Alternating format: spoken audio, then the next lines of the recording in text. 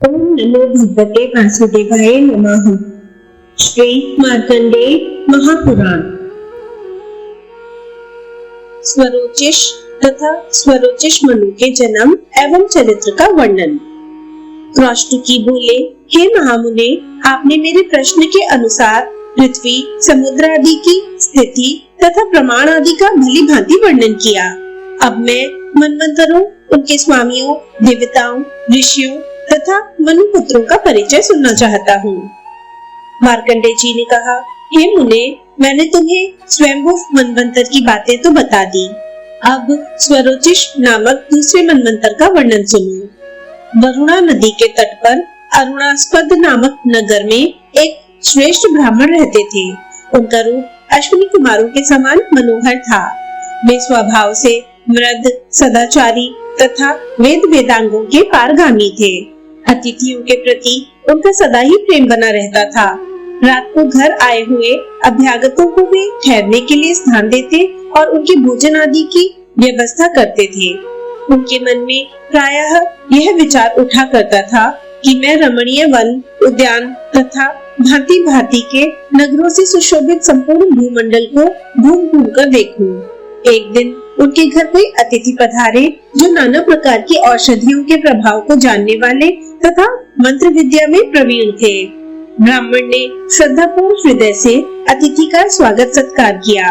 बातचीत के प्रसंग में निपुण ने ब्राह्मण से उनके देशों, रमणीय नगरों, वनों, नदियों, पर्वतों और पुण्य तीर्थों की बातें बताई। यह सब सुनकर ब्राह्मण को बड़ा विस्मय हुआ।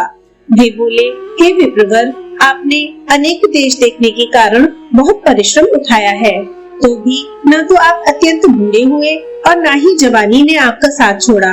थोड़े ही समय में आप सारी पृथ्वी पर कैसे भ्रमण कर लेते हैं?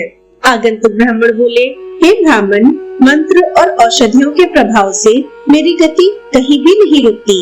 मैं आधे दिन में 1000 योजन चलता हूँ।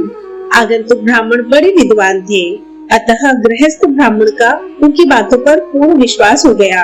वे बड़े आदर के साथ बोले, हे भगवान, मुझ पर भी कृपा कीजिए और अपने मंत्र का प्रभाव दिखाइए।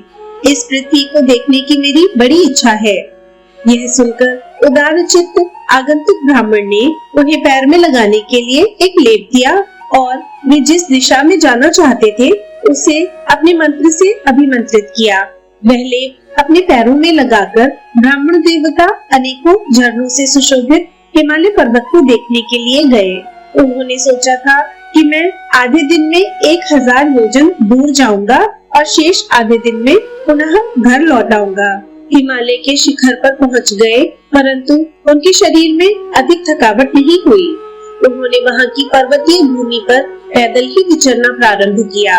बर्फ पर चलने के कारण उनके पैरों में लगा हुआ दिव्य औषधि का लेप धुल गया। इससे उनकी तीव्र गति धीमी हो गई। अब वे धीरे धीरे घूमकर हिमालय के अत्यंत मनोहर शिखरों को देखने लगे। वहाँ सिद्ध और गंधर्व रहते थे। किन्नर गण विहार करते थे तथा इधर उधर देवता आदि के क्रीड़ा विहार से वहाँ की रमणीयता बहुत बढ़ गई थी।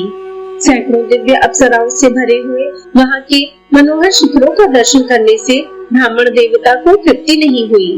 उसके शरीर में रोमांच हो आया। फिर दूसरे दिन आने का विचार करके जब वे घर जाने को उद्यत हुए तो उन्हें अपने पैरों की गति धीमी जान पड़ी। वे सोचने लगे, ओह, यहाँ बर्फ के पानी से मेरे पैरों का लेप धुल गया।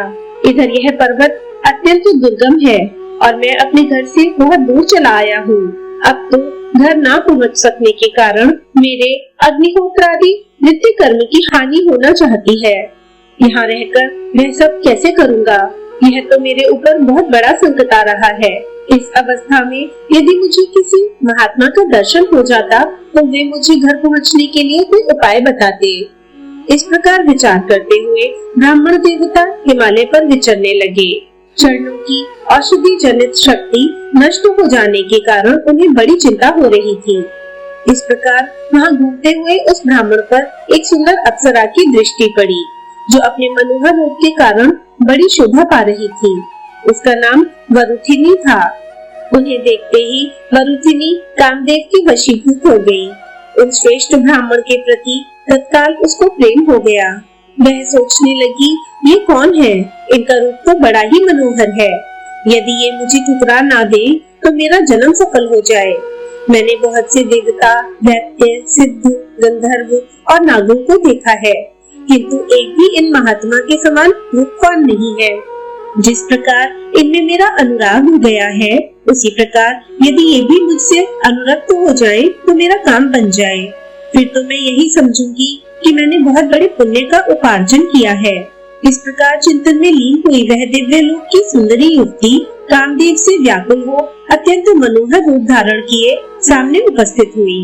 सुंदर रूप वाली वरुथिनी को देखकर ब्राह्मण कुमार सम्मान पूर्वक उनके पास गए और इस प्रकार बोले, हे नूतन कमल के समान कांति वाली सुंदरी, तुम कौन हो?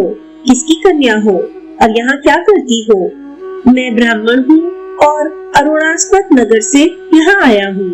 मेरे पैरों में दिव्य लेप लगा हुआ था जो बर्फ के जल से धुल गया है, इसलिए मैं दूरगमन की शक्ति से रहित होने के कारण यहाँ आ गया हूँ।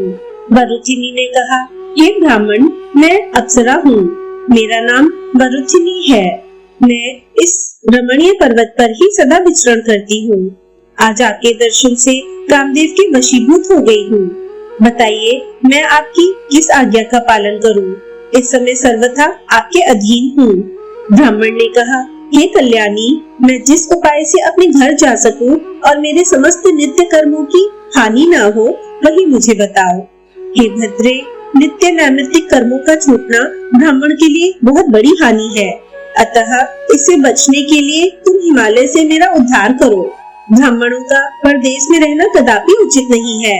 देश देखने की अभिलाषा ने ही मुझसे ये अपराध कराया है।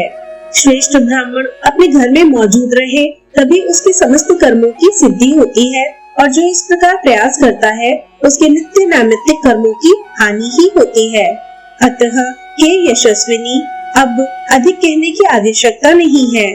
तुम ऐसा उपाय बताओ जिससे मैं सूर्यास्त के पहले ही अपने घर पर पहुंच जाऊं। वरुथिनी ने कहा, हे ब्राह्मण, ऐसा ना कहिए। ऐसा दिन कभी ना आए जबकि आप मुझे छोड़कर अपने घर चले जाएं। हे ब्राह्मण कुमार, यहाँ से अधिक रमणीय स्वर्ग भी नहीं है, इसलिए हम लोग स्वर्गलोक को छोड़कर यहीं रहा करती हैं। आपने मेरे मन को हर लिया है। मैं कामदेव के वश में हूँ। आपको सुंदर वस्त्र, आभूषण, भक्ष्य, भोज्य तथा सुगंधित लेप आदि सभी भोग सामग्री दूंगी। आप यहीं रहिए। यहाँ रहने से आपके शरीर में कभी बुढ़ापा नहीं आएगा, क्योंकि यह देवताओं की भूमि है।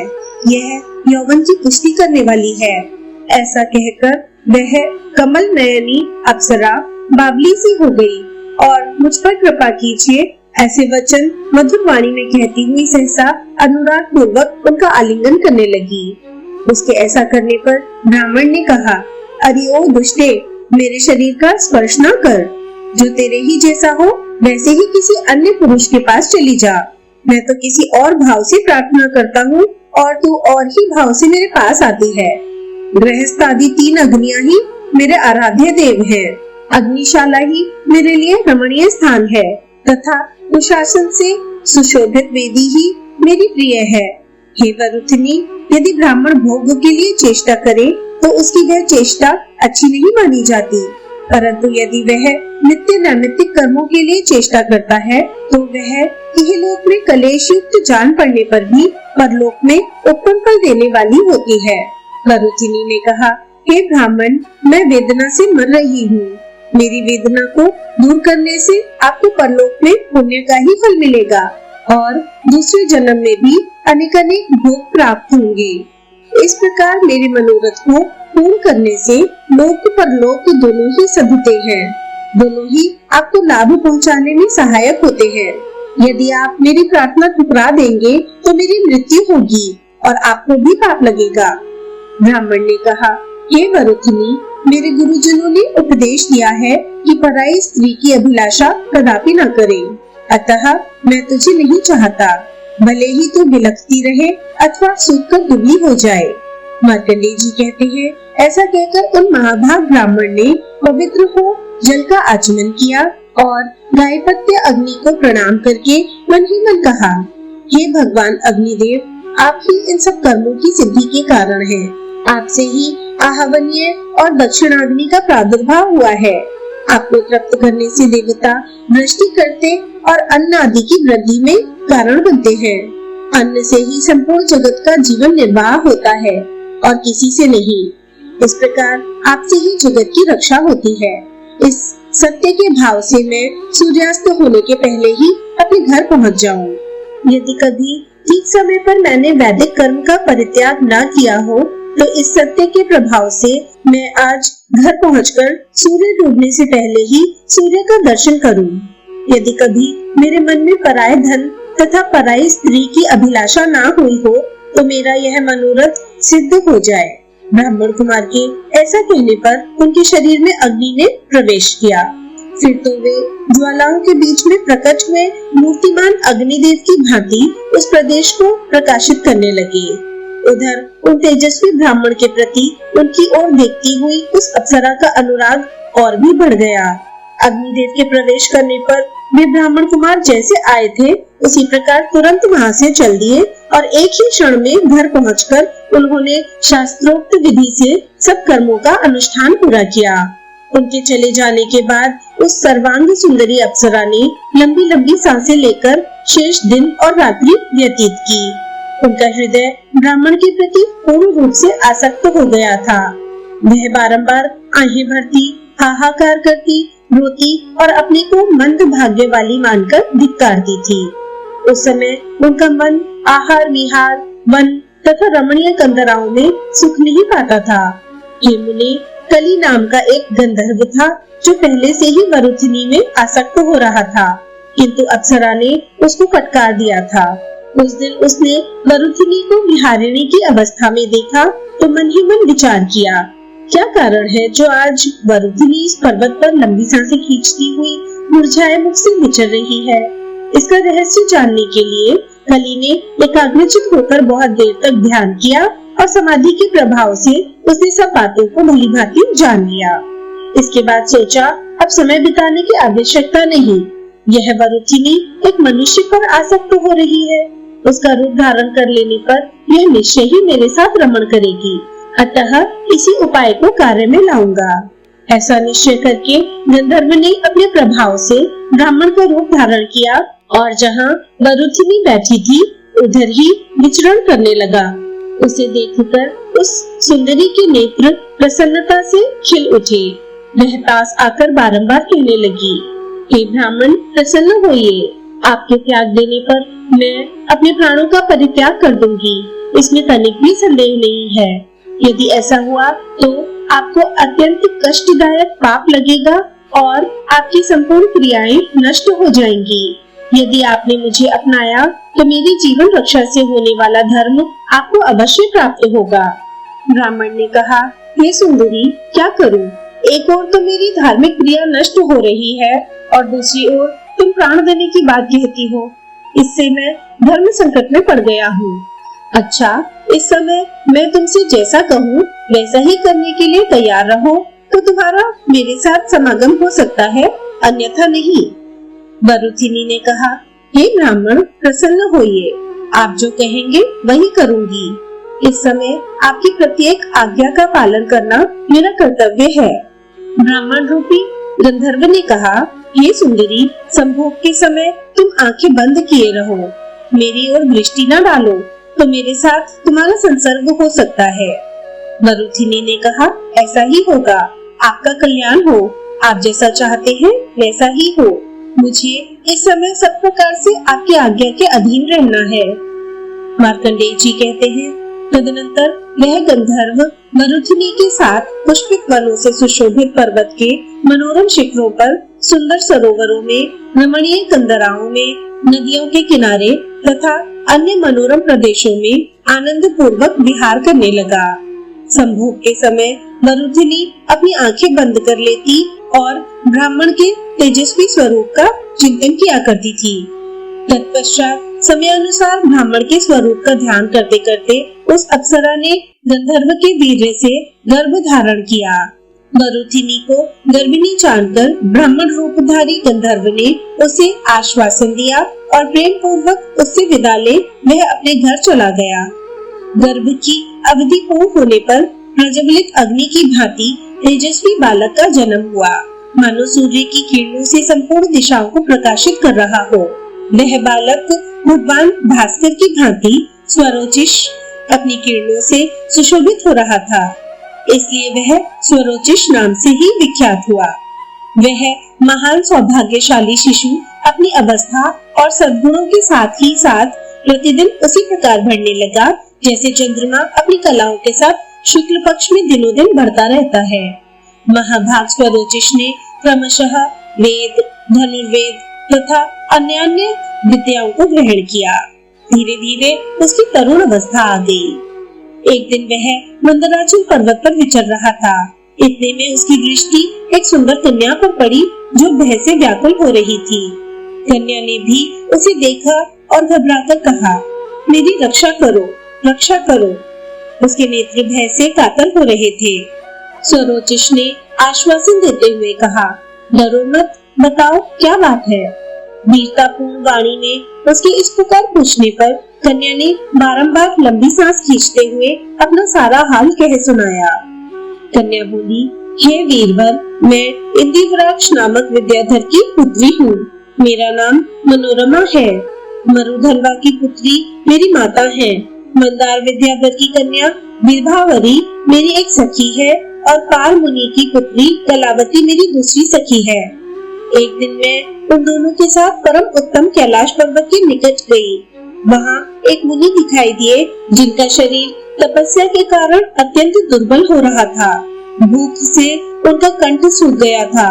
शरीर में कांति का अभाव था और आंखों की पुतली भीतर दसी हुई थी। यह देखकर मैंने उनका उपहास किया। इससे कुपित होकर उन्होंने मुझे श्राप देते हुए कहा, ओ नीच, ओ दुष्टा, तूने मेरी हंसी उड़ाई है, इसलिए शीघ्र ही एक राक्षस तुझ पर आक्रमण करेगा। इस प्रकार श्राप देने पर मेरी सखियों ने मुनि को बहुत फटकारा और कहा, तुम्हारे ब्राह्मणत्व को धिक्कार है। तुम में क्षमा न होने के कारण तुम्हारी की हुई सारी तपस्या व्यर्थ है। जान पड़ता है तुम क्रोध से ही अत्यंत दुर्बल हो रहे हो, तपस्या से नहीं। ब्राह्मण का स्वभाव तो क्षमाशील होता है, क्रोध को वश में रखना ही तपस्या है। सखियों की ये बातें सुनकर उन अमित तेजस्वी साधु ने उन दोनों को भी श्राप दे दिया। एक के सब अंगों को कोढ़ हो जाएगा, दूसरी क्षय रोग से ग्रस्त होगी। मुनि की बात सच हुई। मेरी सहेलियों को तत्काल वैसा ही रोग हो गया। इसी प्रकार मेरे पीछे पीछे एक महान राक्षस दौड़ा चला आ रहा है। वह पास ही तो गरज रहा है।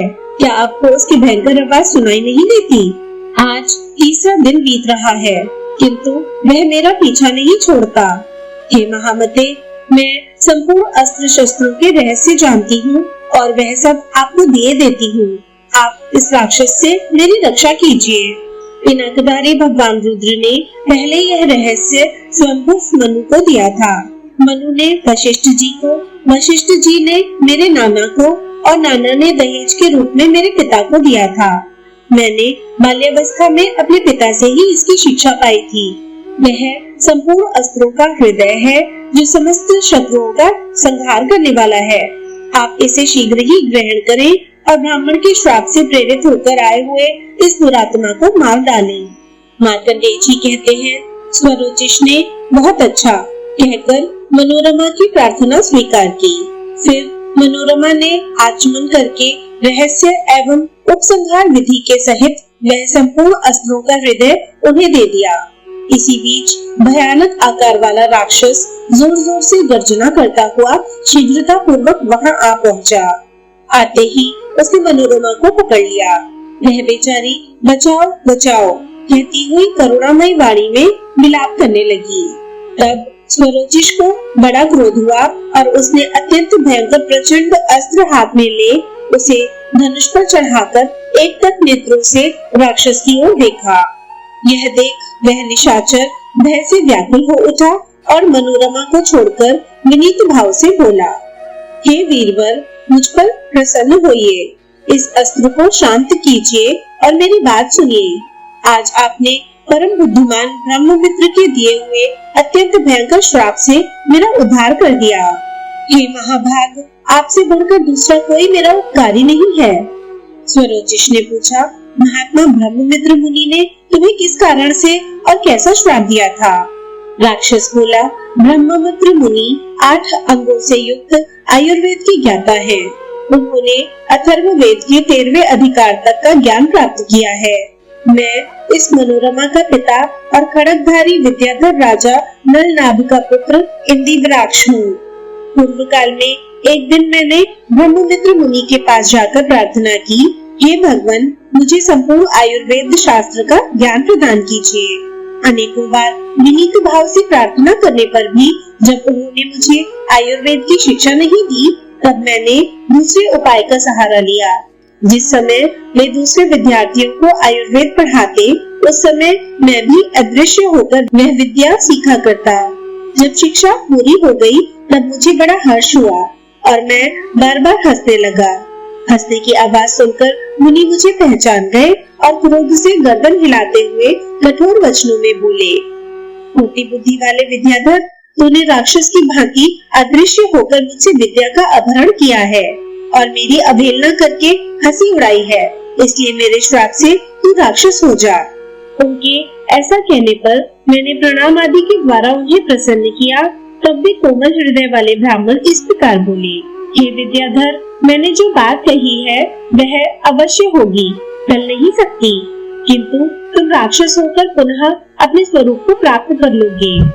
निशाचर अवस्था में स्मरण शक्ति के नष्ट हो जाने पर क्रोध के वशीभूत हो जब तुम अपनी ही संतान को खा डालने की इच्छा करोगे, उस समय प्रचंड अस्त्र के तेज से संतप्त होने पर तुम्हें फिर से चेत हो जाएगा और पूर्ववत अपने शरीर को धारण करके गंधर्व लोक में निवास करोगे।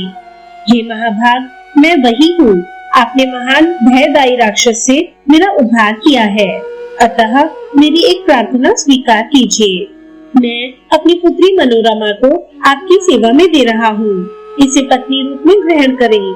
हे महामते, ब्रह्ममित्र मुनि से संपूर्ण आयुर्वेद का जो मैंने अध्ययन किया है वह सब आपको देता हूँ, स्वीकार करें।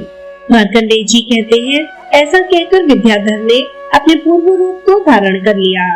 दिव्य वस्त्र, दिव्य माला और दिव्य आभूषण उसकी शोभा बढ़ाने लगे। फिर उसने स्वरोचिष को आयुर्वेद विद्या प्रदान की और उसकी सेवा में अपनी कन्या सौंप दी। तदनंतर स्वरोचिष ने पिता द्वारा दी हुई मनोरमा के साथ विधि पूर्वक विवाह किया। इसके बाद वह अपनी पुत्री को संतावना दे दिव्य गति से अपने लोक को चला गया। फिर स्वरोचिष अपनी सुंदर पत्नी के साथ उस उद्यान में गया जहाँ उसकी दोनों सखियां मुनि के श्रापवश रोग से व्याकुल थीं। अब वह आयुर्वेद के तत्वों का ज्ञाता हो चुका था, अतः रोगनाशक औषधियों और रसों का प्रयोग करके उसने उन दोनों को रोग मुक्त कर दिया। रोग से छुटकारा पाने पर वह दोनों सुंदरी कन्याएं अपने शरीर की दिव्य कांति से हिमालय पर्वत के उस रमणीय प्रदेश को प्रकाशित करने लगी। इस प्रकार रोग मुक्त हुई कन्याओं में से एक ने स्वरोचिष से प्रसन्नता पूर्वक कहा, हे प्रभु, मेरी बात सुनिए। मैं मंदार विद्याधर की पुत्री हूँ। मेरा नाम विभावरी है। हे उपकारी पुरुष, मैं स्वयं को आपकी सेवा में दे रही हूँ, स्वीकार कीजिए। साथ ही मैं आपको ऐसी विद्या दूंगी जिससे जीवों की बोली आपकी समझ में आने लगेगी, अतः आप मुझ पर कृपा करें। धर्मज्ञ स्वरोचिष ने एवमस्तु कहकर उसकी प्रार्थना स्वीकार कर ली। तब दूसरी कन्या इस प्रकार बोली, हे आर्य, वेद वेदांगों के पारंगत विद्वान ब्रह्मर्षि पार मेरे पिता हैं। कुमारावस्था से ही ब्रह्मचर्य का पालन करने के कारण उन्होंने विवाह नहीं किया था। एक बार पुंजिक स्थला नामक अप्सरा से उनका संपर्क हो गया। इससे मेरा जन्म हुआ। मेरी माता इसी निर्जन वन में मुझे धरती पर सुला अकेली छोड़कर चली गई। फिर एक महात्मा गंधर्व ने मुझे गोद लिया और स्नेह पूर्वक लालन पालन किया। एक बार देवशत्रु अली ने मेरे पालक पिता से मुझे मांगा, किंतु उन्होंने देने से इनकार कर दिया। तब उस राक्षस ने सोए हुए मेरे पिता को मार डाला। इस दुर्घटना से मुझे बड़ा दुख हुआ और मैं आत्महत्या करने को तैयार हो गई। उस समय भगवान शंकर की अर्धांगिनी सत्यवादिनी सती देवी ने मुझे ऐसा करने से रोका और कहा, हे बालिके, तू शोक मत कर। महाभाग स्वरोचिष तेरे पति होंगे, उनका पुत्र मनु होगा।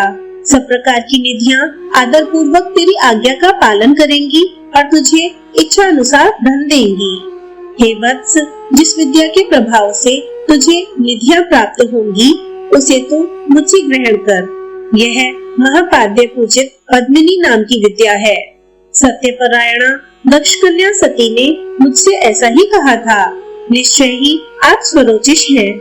आज मैं अपने प्राणदाता को यह विद्या और यह शरीर अर्पण करती हूँ।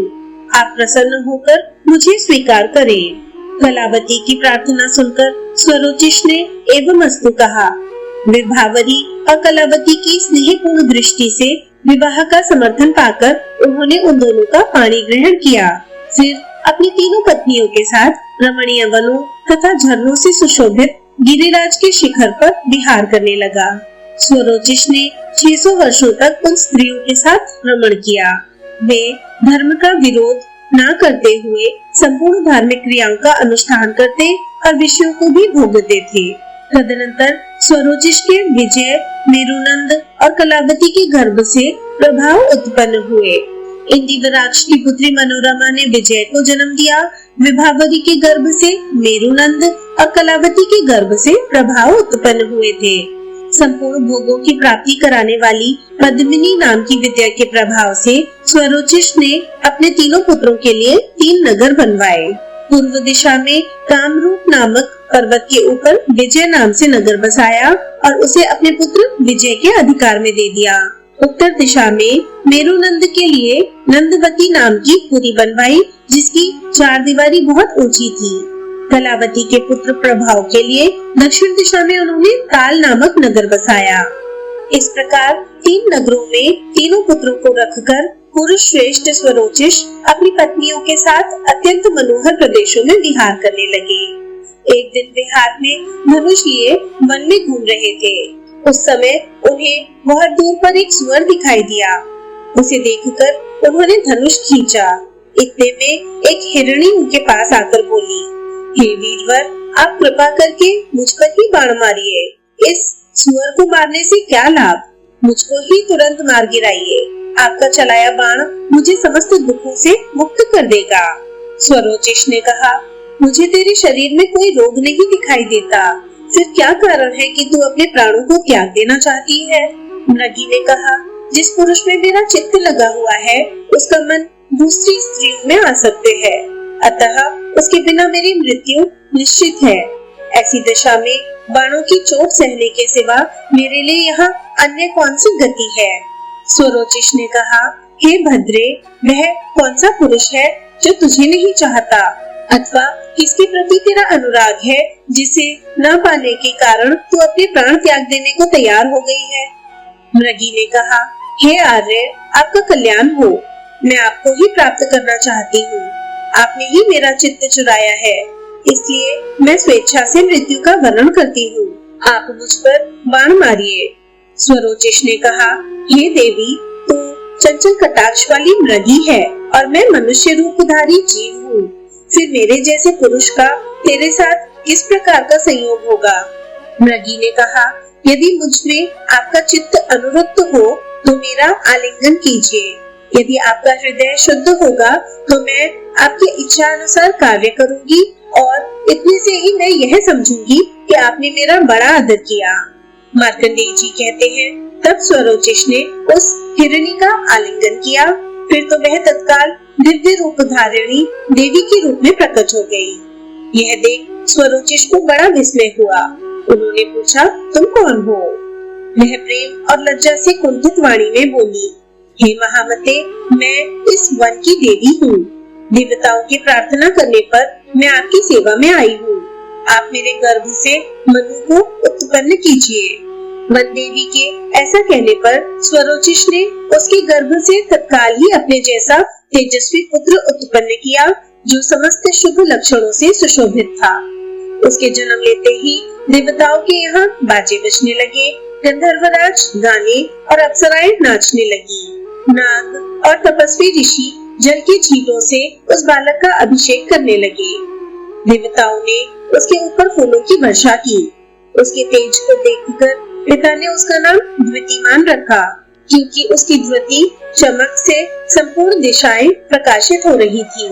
वह महान बलवान और अत्यंत पराक्रमी था। स्वरोचिष का पुत्र होने के कारण स्वरोचिष के नाम से उसकी प्रसिद्धि हुई। तदनंतर स्वरोचिष अपनी स्त्रियों को साथ ले तपस्या करने के लिए दूसरे तपोवन में चले गए। वहां उनके साथ घोर तपस्या करके समस्त पापों से रहित हो वे निर्मल लोकों को प्राप्त हुए। तत्पश्चात भगवान प्रजापति ने स्वरोचिष के पुत्र द्वितीमान को मनु के पद पर प्रतिष्ठित किया। अब उनके मनमंत्र का वर्णन सुनो। स्वरोचिष मनमंत्र में पारावत और तुषित नाम के देवता तथा विपश्चित नामक इंद्र हुए। सूर्य, स्तंभ, प्राण, रत्तोली, ऋषभ, निशाचर तथा अर्ववीर यही उस समय के सप्तऋषि थे। महात्मा स्वरोचिष के चैत्र और किमपुरुष आदि 7 पुत्र हुए। वे महान पराक्रमी और पृथ्वी के पालक थे। जब तक स्वरोचिष मनवंतर था तब तक उन्हीं के वंश में उत्पन्न हुए राजाओं ने सारी पृथ्वी का राज्य भोगा। उनका मनवंतर द्वितीय कहलाता है। स्वरोचिष और स्वारोचिष के जन्म और चरित्र का श्रवण करके श्रद्धालु मनुष्य सब पापों से मुक्त हो जाते हैं। पद्मिनी विद्या के अधीन रहने वाली 8 निधियों का वर्णन। क्रौष्टुकी ने कहा, हे भगवान, आपने स्वरोचिष तथा स्वारोचिष के जन्म एवं चरित्र का सब वृतांत विस्तार पूर्वक कह सुनाया। अब संपूर्ण भोगों की प्राप्ति कराने वाली पद्मिनी विद्या के अधीन जो जो निधियां हैं, उनका विस्तार पूर्वक वर्णन कीजिए। मार्कंडेय जी बोले, हे ब्राह्मण, पद्मिनी नाम की जो विद्या है उसकी अधिष्ठात्री देवी लक्ष्मी जी हैं। वे संपूर्ण निधियों की आधार हैं। पदम, महापदम, मकर, कश्यप, मुकुंद, नंदक, नील तथा शंख, ये 8 निधियां हैं। देवताओं की कृपा तथा साधु महात्माओं की सेवा से प्रसन्न होकर जब ये निधियां कृपा दृष्टि करती हैं, तो मनुष्य को सदा धन प्राप्त होता है। अब इनके स्वरूप का वर्णन सुनो। पद्म नामक जो निधि है वह सत्व गुण का आधार है। इसके प्रभाव से मनुष्य सोने, चांदी और तांबे आदि धातुओं का अधिक मात्रा में संग्रह एवं क्रय विक्रय करता है। इतना ही नहीं, देव मंदिर बनवाता है। महापद्म नाम की जो दूसरी निधि है वह ही सात्विक है। उसके आश्रित हुए मनुष्य में सत्व गुण की प्रधानता होती है। वह पद्मराग आदि मणि, मोती और मूंगा आदि का संग्रह एवं क्रय विक्रय करता है। योगी पुरुषों को दान देता है और उनके लिए आश्रम बनवाता है तथा स्वयं भी उन्हीं के स्वभाव का हो जाता है। उसके पुत्र पौत्र आदि भी उसी स्वभाव के होते हैं। महापद्म निधि मनुष्य की 7 पीढ़ियों तक उसका त्याग नहीं करती। मकर नाम की तीसरी निधि तमोगुणी होती है। उसकी दृष्टि पड़ने पर सुशील मनुष्य भी प्रायः तमोगुणी बन जाता है। वह बाण, खड़ग, दृष्टि, धनुष, ढाल तथा दंशन करने वाली वस्तुओं का संग्रह करता, राजाओं के साथ मैत्री जोड़कर शौर्य से जीविका चलाने वाले क्षत्रियों तथा उनके प्रेमियों को धन देता है। अस्त्र शस्त्रों के सिवा और किसी वस्तु के क्रय विक्रय में उसका मन नहीं लगता। यह निधि एक ही मनुष्य तक सीमित रहती है, उसके पुत्रों का साथ नहीं देती। वह मनुष्य धन के कारण लुटेरों के हाथ से अथवा संग्राम में मारा जाता है। कश्यप नाम की जो निधि है उसकी दृष्टि पड़ने पर भी मनुष्य में तमोगुण की प्रधानता होती है, क्योंकि वह भी तामसी निधि है। वह मनुष्य सब व्यवहार पुण्यात्माओं के साथ ही करता है, किंतु किसी पर विश्वास नहीं करता। जैसे कछुआ अपने सब अंगों को समेट लेता है, उसी प्रकार वह सब ओर से रत्नों का संग्रह करके उनकी रक्षा के लिए व्याकुल रहता है। धन के नष्ट हो जाने के भय से ना तो वह दान करता है और ना उसे अपने उपभोग में ही लाता है, अपितु उसे पृथ्वी में गाड़ कर रखता है। वह निधि भी एक ही पीढ़ी तक रहती है। मुकुंद नाम की जो 5वीं निधि है वह रजोगुणमयी है। उसकी दृष्टि पड़ने पर मनुष्य रजोगुणी होता है और वीणा, वेणु एवं मृदंग आदि वाद्यों का संग्रह करता है। वह नाचने और गाने वालों को ही धन देता और सूत, बंदी, धूर्त एवं नट आदि को प्रतिदिन भोग की वस्तुएं अर्पित करता है। यह निधि भी एक ही मनुष्य तक रह जाती है। इससे भिन्न जो नंद नाम की महानिधि है, वह रजोगुण और तमोगुण दोनों से संयुक्त है। उसकी दृष्टि पड़ने पर मनुष्य अधिक जड़ता को प्राप्त होता है। वह समस्त धातुओं, रत्नों और पवित्र धान्य आदि का संग्रह तथा क्रय विक्रय करता है। हे महामुने, वह मनुष्य स्वजनों तथा घर पर आए हुए अतिथियों का आधार होता है, परंतु अपमान की थोड़ी सी भी बात नहीं सहन करता। जब कोई उसकी स्तुति करता है तब वह बहुत प्रसन्न होता है। स्तुति करने वाला याचक जिस जिस वस्तु की इच्छा रखता है वह सब उसे देता है। उसका स्वभाव कोमल बन जाता है। उसके बहुत सी स्त्रियां होती हैं जो संतानवती और अत्यंत सुंदरी होती हैं। नंद नामक निधि 8 भाग से बढ़ते बढ़ते 7 पीढ़ी तक मनुष्य का साथ देती है। वह सब पुरुषों को दीर्घायु बनाती और दूर से आए हुए बंधु बांधवों का भी भरण पोषण करती है। परलोक के प्रति उसके हृदय में आदर नहीं होता। इस निधि को पाया हुआ पुरुष सहवासियों पर स्नेह नहीं रखता, पहले के मित्रों से उदासीन हो जाता है और दूसरों से प्रेम करता है। इसी प्रकार जो महानिधि सत्वगुण और रजोगुण दोनों को साथ साथ धारण करती है, उसका नाम नील है।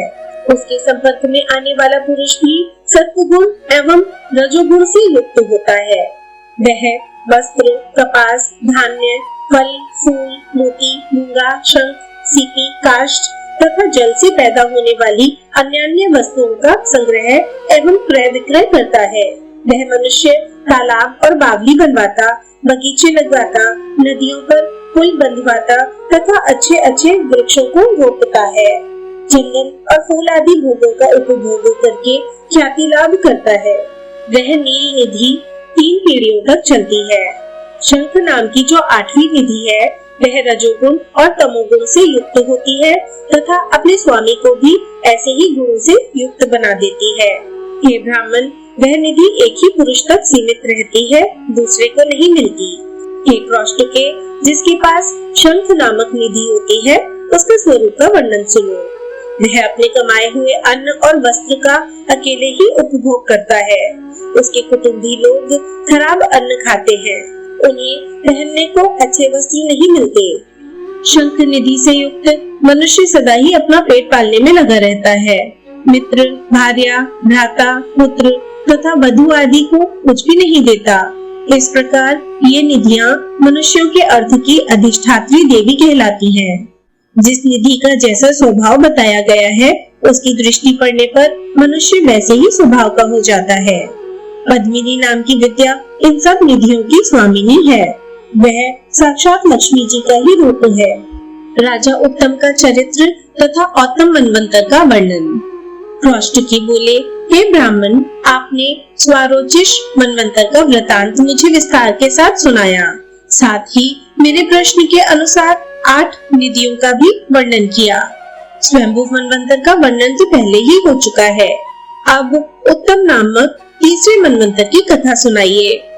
मार्कंडेय जी ने कहा, राजा उत्तानपाद की रानी सुरुचि के गर्भ से एक उत्तम नामक पुत्र उत्पन्न हुआ था, जो महान बलवान और पराक्रमी था। शत्रु और मित्र में तथा पुत्र और पराये मनुष्य में उसका समान भाव था। वह धर्म का ज्ञाता था और दुष्टों के लिए यमराज के समान भयंकर एवं साधु पुरुषों के लिए चंद्रमा के समान आनंददायी था। राजकुमार उत्तम ने प्रभु कुमारी बहुला के साथ विवाह किया था। वे सदा उसमें आसक्त रहते थे। उनका मन और किसी काम में नहीं लगता था। स्वप्न में भी उनका चित्त बहुला में ही लगा रहता था। वे सदा रानी की इच्छा के अनुसार ही चलते थे, तो भी वह उनके अनुकूल नहीं होती थी।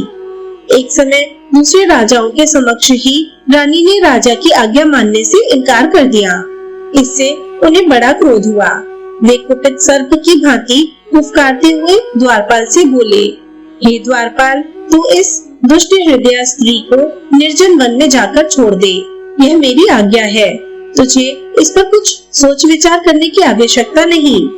अब राजा की आज्ञा को अविचरणीय मानकर द्वारपाल रानी को रथ पर बिठाकर वन में छोड़ आया। राजा के द्वारा इस प्रकार निर्जन वन में त्यागी जाने पर बहुला ने उनकी दृष्टि से दूर होने के कारण अपने ऊपर राजा का बहुत बड़ा अनुग्रह माना। इधर राजा अपने औरस पुत्रों की भांति प्रजा का पालन करते हुए समय व्यतीत करने लगे।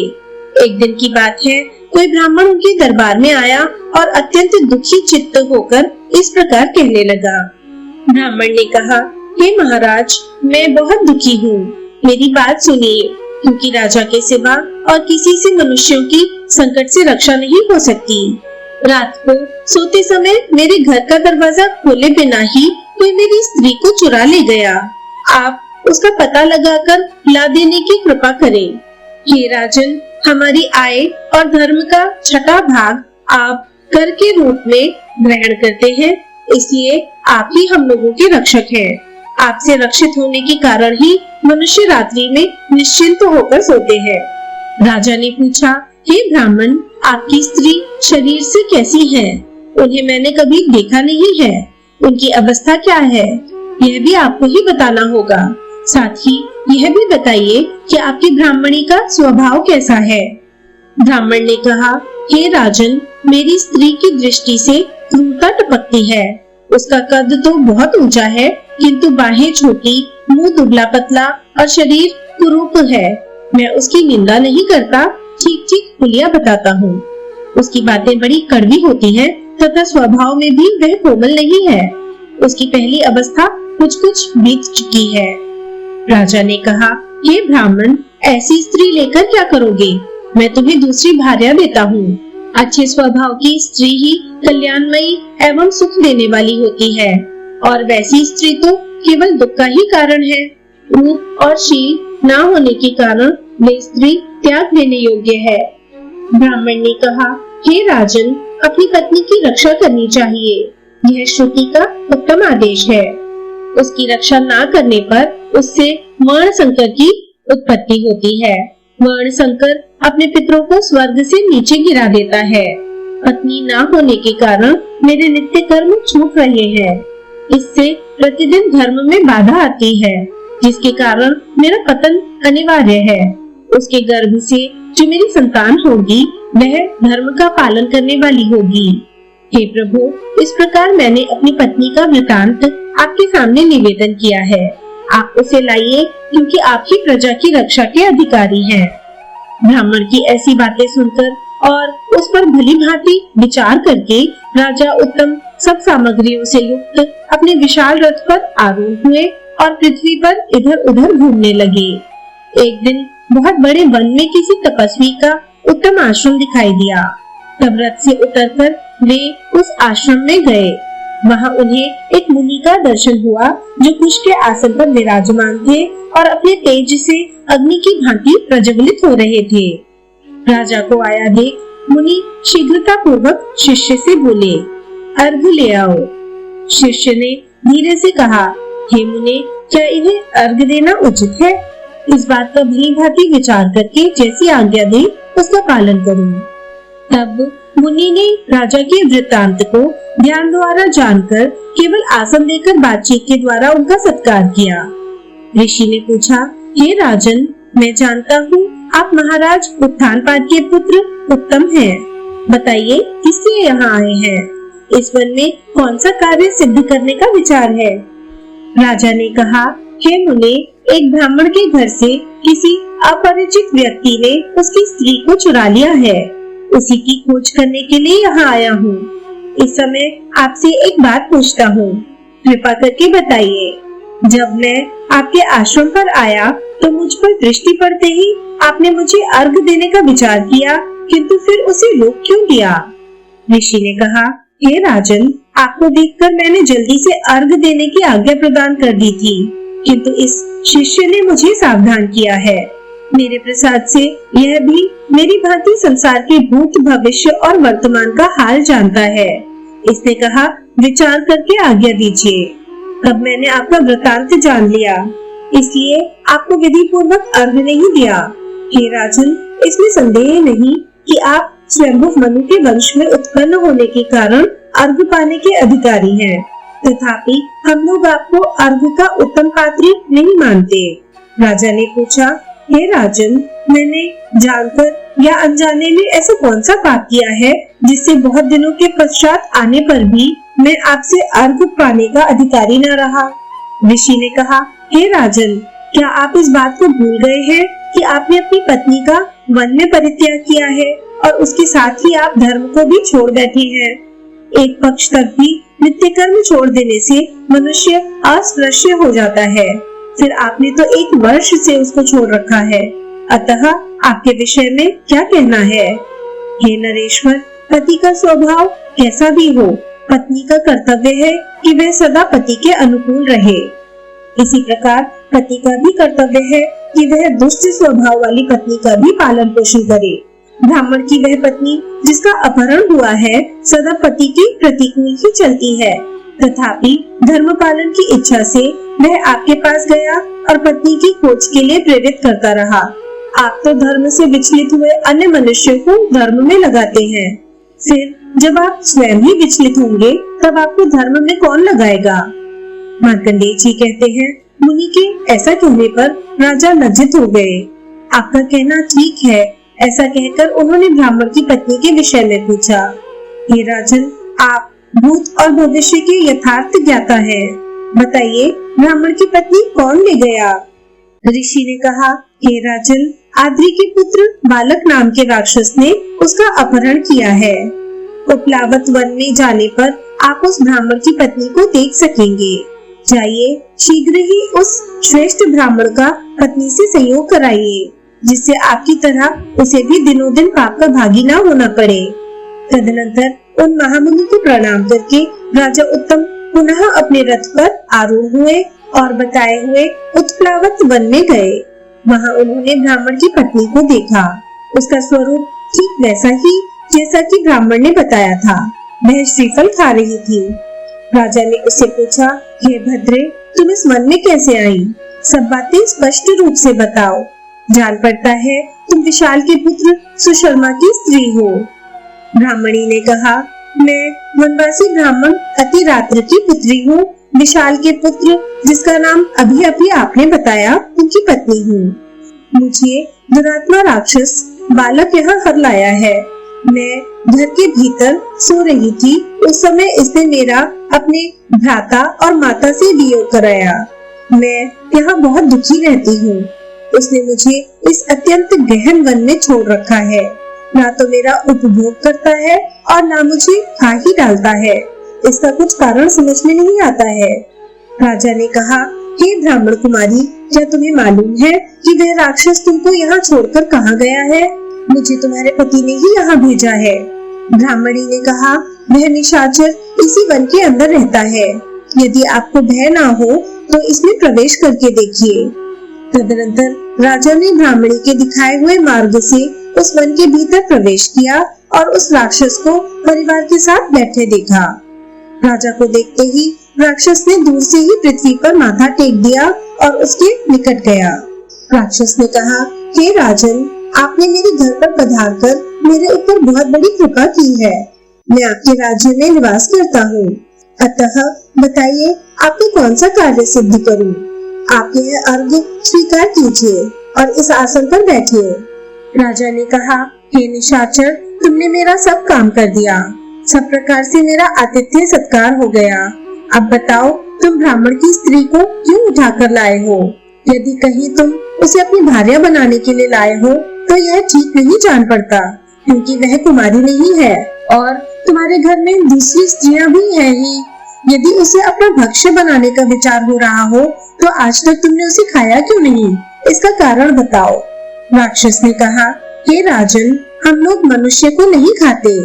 मनुष्य भक्षी राक्षस दूसरे होते हैं, हम तो पुण्य का फल ही खाया करते हैं। इसके सिवा यदि कोई स्त्री या पुरुष हमारा आदर या अनादर कर दे तो हम उसके अच्छे बुरे स्वभाव को भी खा जाते हैं। यदि मनुष्य के क्षमा भाव को हम खा लें तो वे क्रोधी बन जाते हैं और दुष्ट स्वभाव का भक्षण कर ले तो उत्तम गुणों से संपन्न होते हैं। हे महाराज, मेरे घर में अनेक युवती स्त्रियां हैं जो रूप में अप्सराओं की समानता करने वाली हैं। उनके रहते हुए मनुष्य की स्त्रियों में मेरा अनुराग कैसे हो सकता है? राजा ने कहा, हे निशाचर, यह ब्राह्मणी ना तो तुम्हारे उपभोग के काम की है और ना आहार के, तो ब्राह्मण के घर में प्रवेश करके तुमने इसका अपहरण क्यों किया? राक्षस बोला, हे राजन, यह श्रेष्ठ ब्राह्मण वेद मंत्रों का ज्ञाता है। मैं जिस किसी यज्ञ में जाता हूँ, रक्षोघ्न मंत्रों का पाठ करके वह मुझे दूर भगा देता है। मंत्रों द्वारा उच्चाटन करने से हम लोग भूखे रह जाते हैं। ऐसी दशा में हम कहाँ जाएं? प्रायः सभी यज्ञों में वह ऋत्विज बना करता है, इसलिए हमने उसके सामने यह विघ्न खड़ा किया है, क्योंकि कोई भी पुरुष पत्नी के बिना यज्ञ कर्म करने के योग्य नहीं रहता। हे राजन, मैं आपका विनीत सेवक हूँ, आपके राज्य की प्रजा हूँ, अतः आप किसी कार्य के लिए आज्ञा देकर मुझ पर कृपा कीजिए। राजा ने कहा, हे राक्षस, तुम पहले कह चुके हो, हम मनुष्य के स्वभाव को खा जाते हैं, अतः हम तुमसे जो काम कराना चाहते हैं उसे सुनो। तुम इस ब्राह्मणी की दुष्टता का भक्षण कर लो, जिससे यह विनयशील हो जाए। इसके बाद इसे इसके घर में पहुंचा आओ। इतना कर देने पर मैं समझूंगा कि तुमने अपने घर आए हुए मुझ अतिथि का संपूर्ण मनोरथ पूर्ण कर दिया। राजा के ऐसा कहने पर वह राक्षस अपनी माया से ब्राह्मणी के शरीर में प्रवेश कर गया और अपनी शक्ति से उसके दुष्ट स्वभाव को खा गया। फिर तो ब्राह्मण की पत्नी भयंकर दुष्टता से मुक्त हो गई और राजा से बोली, हे महाराज, मुझे अपने ही कर्म के फल से अपने महात्मा स्वामी से विलग होना पड़ा है। यह निशाचर तो इसमें निमित्त मात्र है, न इसका दोष है न मेरे महात्मा पति का दोष है। सब दोष मेरा ही है, क्योंकि मनुष्य को अपनी ही करनी का फल भोगना पड़ता है। पूर्व जन्म में मैंने किसी का वियोग कराया होगा, वह आज मुझ पर भी आ पड़ा है, इसमें दूसरे का क्या दोष है? राक्षस ने कहा, हे राजन, आपकी आज्ञा के अनुसार मैं इस ब्राह्मणी को इसके घर पहुंचा आता हूँ। इसके सिवा और भी यदि मेरे योग्य कोई कार्य हो तो उसके लिए आज्ञा दीजिए। राजा ने कहा, हे निशाचर, यह कार्य हो जाने पर मैं समझूंगा कि तुमने मेरा सारा कार्य सिद्ध कर दिया। हे वीर, अब यदि किसी कार्य के समय में तुम्हारा स्मरण करूं तो तुम मेरे पास आ जाना। बहुत अच्छा। ऐसा कहकर राक्षस ने उस ब्राह्मण पत्नी को, जो दुष्टता दूर हो जाने से अब अच्छे स्वभाव की हो गई थी, ले जाकर उसके पति के घर में पहुंचा दिया। राजा भी उसे भेजकर मन ही मन इस प्रकार चिंता करने लगा, अब मैं अपने विषय में क्या करूं? क्या करने से मेरा भला होगा? महामन ऋषि ने मुझे अर्घ के अयोग्य बताया है, यह तो मेरे लिए बड़े कष्ट की बात है। अब मैं क्या करूं? पत्नी को मैंने त्याग दिया, अब उसका पता कैसे लगे? अथवा उन ज्ञान चक्षु महर्षि से ही चलकर पूछूं। ऐसा विचार कर राजा फिर अपने रथ पर आरूढ़ हुए और उस स्थान पर गए जहाँ वे त्रिकाल वेत्ता धर्मात्मा महामुनि रहते थे। रथ से उतरकर उन्होंने मुनि के पास जा उन्हें प्रणाम किया और राक्षस से मिलने, ब्राह्मणी के दिखाई देने तथा उसकी दुष्टता के दूर होने आदि का सब वृतांत ठीक ठीक कह सुनाया। ऋषि ने कहा, हे राजन, तुमने जो कुछ किया है वह सब मुझे पहले से ही मालूम हो चुका है। मेरे पास जिस कार्य से तुम आए हो वह भी मुझसे छिपा नहीं है। मनुष्यों के लिए पत्नी धर्म अर्थ एवं काम की सिद्धि का कारण है। तुमने उसका त्याग करके विशेषतः धर्म को ही त्याग दिया है। हे राजन, ब्राह्मण, क्षत्रिय, वैश्य अथवा शूद्र कोई भी क्यों ना हो, पत्नी के ना होने पर वह अपने कर्मानुष्ठान के योग्य नहीं रहता। तुमने अपनी पत्नी का त्याग करके अच्छा नहीं किया। जैसे स्त्रियों के लिए पति का त्याग करना अच्छा नहीं है, उसी प्रकार पुरुषों के लिए स्त्री का त्याग भी उचित नहीं है। राजा ने कहा, हे ब्राह्मण, क्या करूं? यह सब मेरे कर्मों का फल है। मैं सदा पत्नी के अनुकूल ही चलता था, फिर भी वह मेरे अनुकूल ना हुई, इसलिए मैंने उसे त्याग दिया। उसके वियोग की पीड़ा से मेरी अंतरात्मा व्यथित हो रही है। मैंने उसे वन में छोड़ा था, पता नहीं वह कहाँ चली गई, अथवा उसे वन में सिंह, व्याघ्र या निशाचरों ने तो नहीं खा लिया। ऋषि ने कहा, हे राजन, उसे सिंह, व्याघ्र या निशाचरों ने नहीं खाया है। वह इस समय रसातल में है, उसका चरित्र अभी तक नष्ट नहीं हुआ है।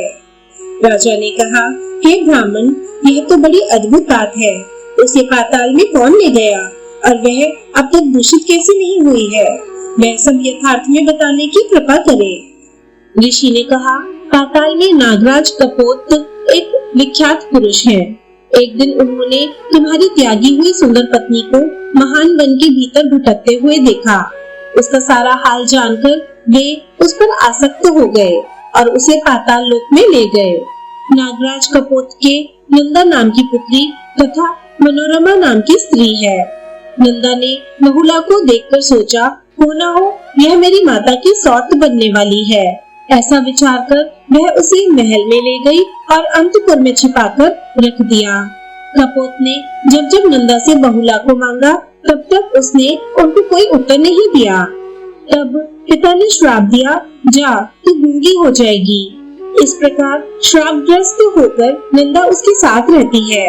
इस प्रकार नागराज उसे ले गए और उसकी कन्या ने उसे अपने संरक्षण में रख लिया। राजा ने कहा, हे महामुने, मुझे तो बहुला प्राणों से भी बढ़कर प्रिय है, किंतु मेरे प्रति सदा दुष्टता का ही बर्ताव करती है। इसका क्या कारण है? ऋषि बोले, पाणी ग्रहण के समय सूर्य, मंगल और शनैश्चर की तुम्हारे ऊपर तथा शुक्र और बृहस्पति की तुम्हारी पत्नी के ऊपर दृष्टि थी। उस मुहूर्त में उस पर चंद्रमा और बुध भी, जो परस्पर शत्रु भाव रखने वाले हैं, अनुकूल थे और तुम्हारे ऊपर प्रतिकूल।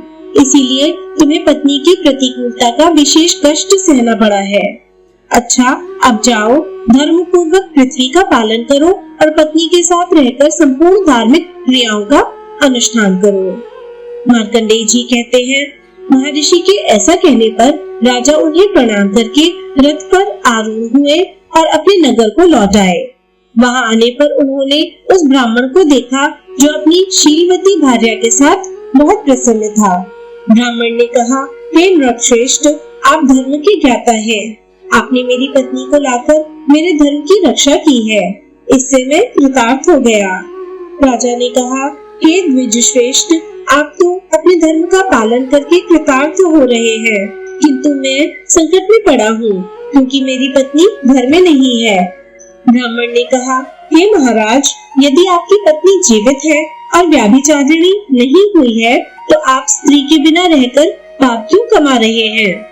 राजा ने कहा, हे ब्राह्मण, यदि मैं पत्नी को लाऊं भी तो वह सदा मेरे प्रतिकूल रहती है, अतः उससे दुख ही मिलेगा, सुख नहीं, क्योंकि वह मुझसे मैत्री नहीं रखती।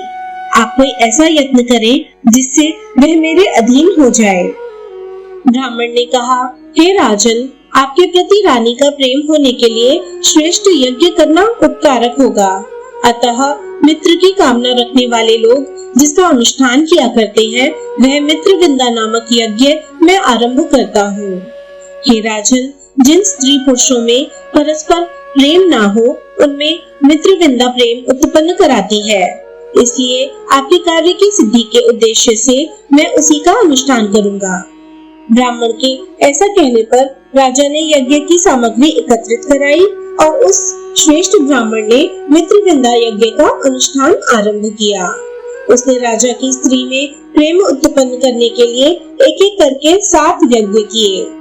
जब उसे यह निश्चय हो गया कि रानी के हृदय में राजा के प्रति मित्र भाव जागृत हो गया है, तब उसने राजा से कहा, हे महाराज, अब आप अपनी प्रिय पत्नी को अपने साथ रखिए और उसके साथ उत्तम भोग भोगते हुए श्रद्धा पूर्वक यज्ञों का अनुष्ठान कीजिए। ब्राह्मण की बात सुनकर राजा को बड़ा विस्मय हुआ। उन्होंने उस महापराक्रमी सत्य प्रतिज्ञ निशाचर का स्मरण किया। उनके स्मरण करते ही वह राक्षस राजा के पास आ पहुंचा और प्रणाम करके बोला, हे राजन, मुझे क्या आज्ञा है? तब राजा ने विस्तार के साथ अपना सारा वृतांत सुनाया। फिर वह राक्षस पाताल में जाकर रानी को ले आया। आने पर उसने हार्दिक अनुराग के साथ पति को देखा और बड़ी प्रसन्नता के साथ बारंबार कहा, आप मुझ पर प्रसन्न होइए। तब राजा ने अपनी माननीय स्त्री को हृदय से लगाकर कहा, हे प्रिय, तुम बार बार मुझसे ऐसा क्यों कहती हो? मैं तो तुम पर प्रसन्न ही हूँ। रानी ने कहा, हे महाराज, यदि आप मुझ पर प्रसन्न हैं, तो आपसे एक याचना करती हूँ। आप उसे पूर्ण करके मेरा आदर कीजिए। राजा ने कहा, हे प्रिय, तुम्हें जो कुछ भी अभीष्ट हो वह निसंकोच होकर कहो। तुम्हारे लिए कुछ भी दुर्लभ नहीं है, मैं तुम्हारे अधीन हूँ। रानी ने कहा, हे नाथ, मेरे लिए नागराज ने मेरी सखी को श्राप दे दिया था, जिससे वह गूंगी हो गई है। यदि आप मेरे प्रेमवश उसके संकट का निवारण कर सके, तो उसकी मूर्खता दूर करने के लिए प्रयत्न कीजिए। यदि ऐसा हो गया तो मैं समझूंगी मेरा सब कार्य सिद्ध हो गया। तब राजा ने उस ब्राह्मण को बुलाकर पूछा, हे विप्रवर, इसमें कैसी क्रिया होनी चाहिए जो उसकी मूर्खता दूर हो सके? ब्राह्मण ने कहा, हे राजन, मैं आपके कहने से सरस्वती इष्टि यज्ञ करूंगा, जिससे आपकी ये महारानी अपनी सखी की वाक शक्ति के पुनः जागृत हो जाने से उसके ऋण से उऋण हो जाए। तदनंतर उस श्रेष्ठ ब्राह्मण ने सरस्वती इष्टि यज्ञ आरंभ किया। उसने नंदा की मूर्खता दूर करने के लिए एकाग्रचित होकर सरस्वती सूक्तों का जप किया। इससे वह नाग कन्या बोलने लगी। उन दिनों गर्ग मुनि रसातल में रहा करते थे। उन्होंने नंदा को बताया, तुम्हारी सखी बहुला के पति ने यह अत्यंत दुष्कर उपकार किया है।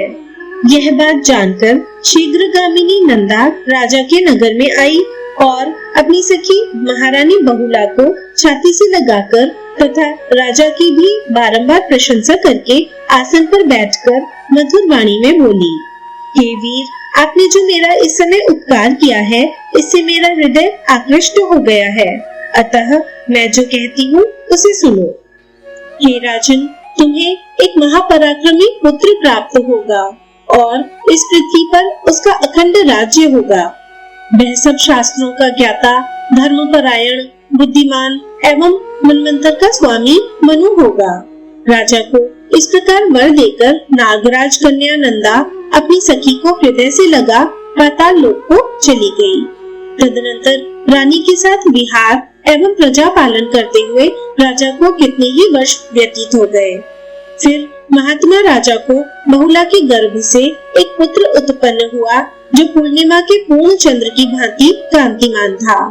उसके जन्म लेने पर समस्त प्रजा को महान आनंद हुआ। देवताओं की दुदुम्बियां बज उठी और आकाश से फूलों की वर्षा होने लगी।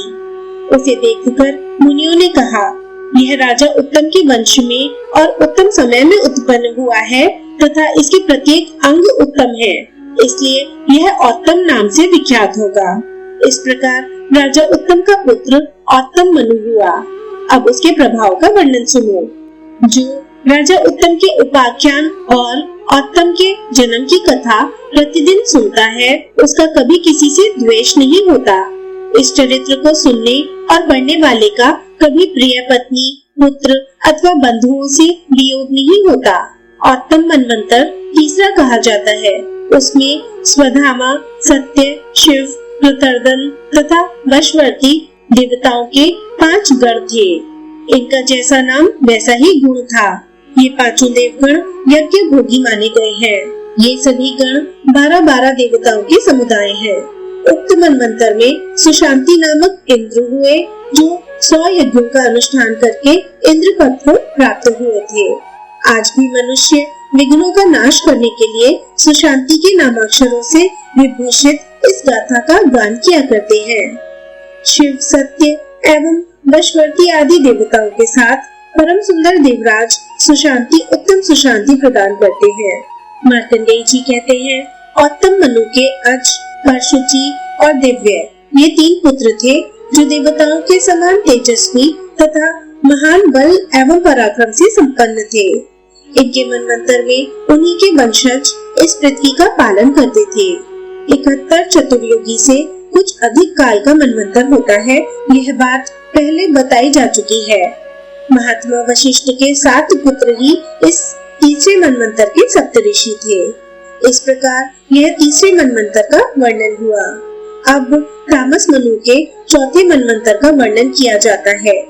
यद्यपि तामस मनु का जन्म मनुष्योत्तर योनि में हुआ तो भी उन्होंने अपने यश से त्रिभुवन को आलोकित कर दिया था।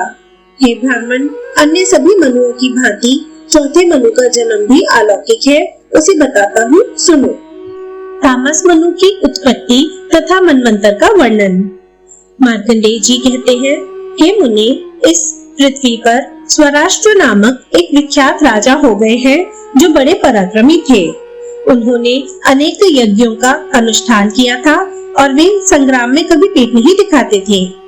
राजा के मंत्री की आराधना से प्रसन्न होकर भगवान सूर्य ने राजा को बहुत बड़ी आयु प्रदान की थी।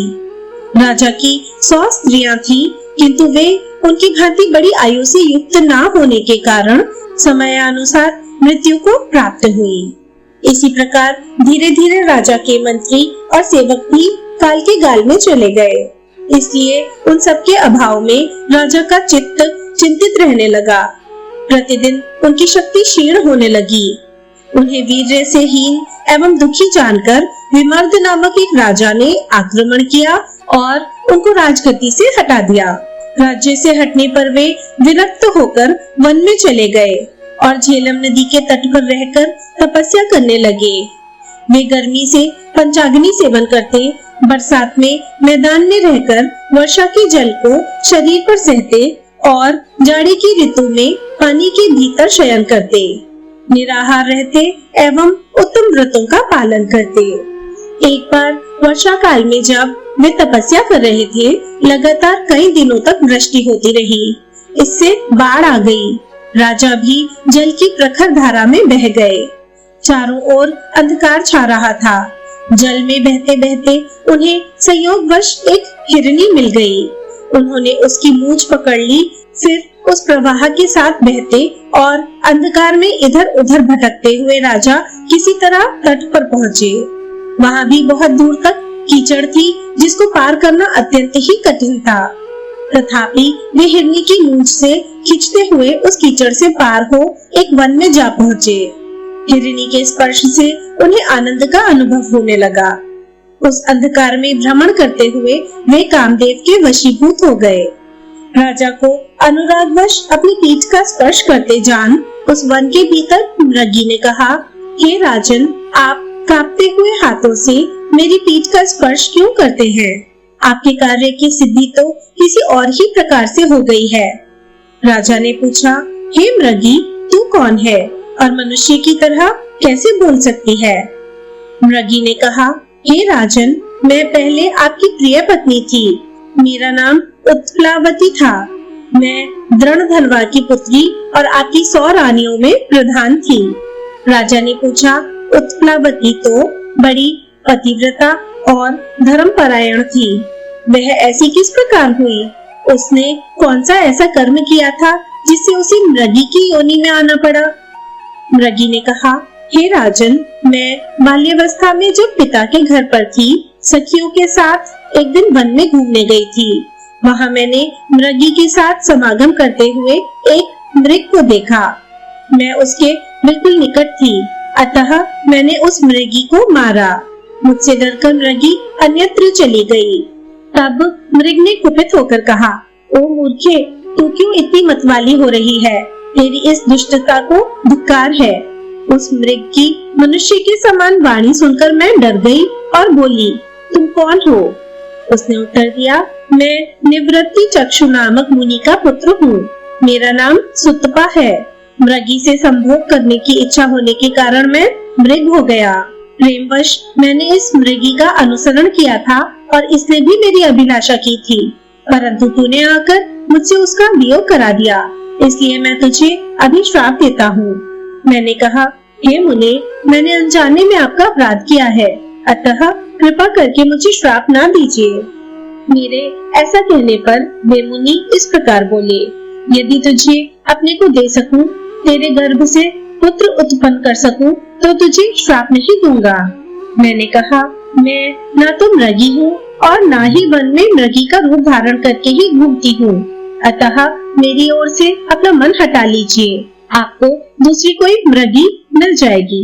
मेरी यह बात सुनकर मुनि की आंखें क्रोध से लाल हो गईं।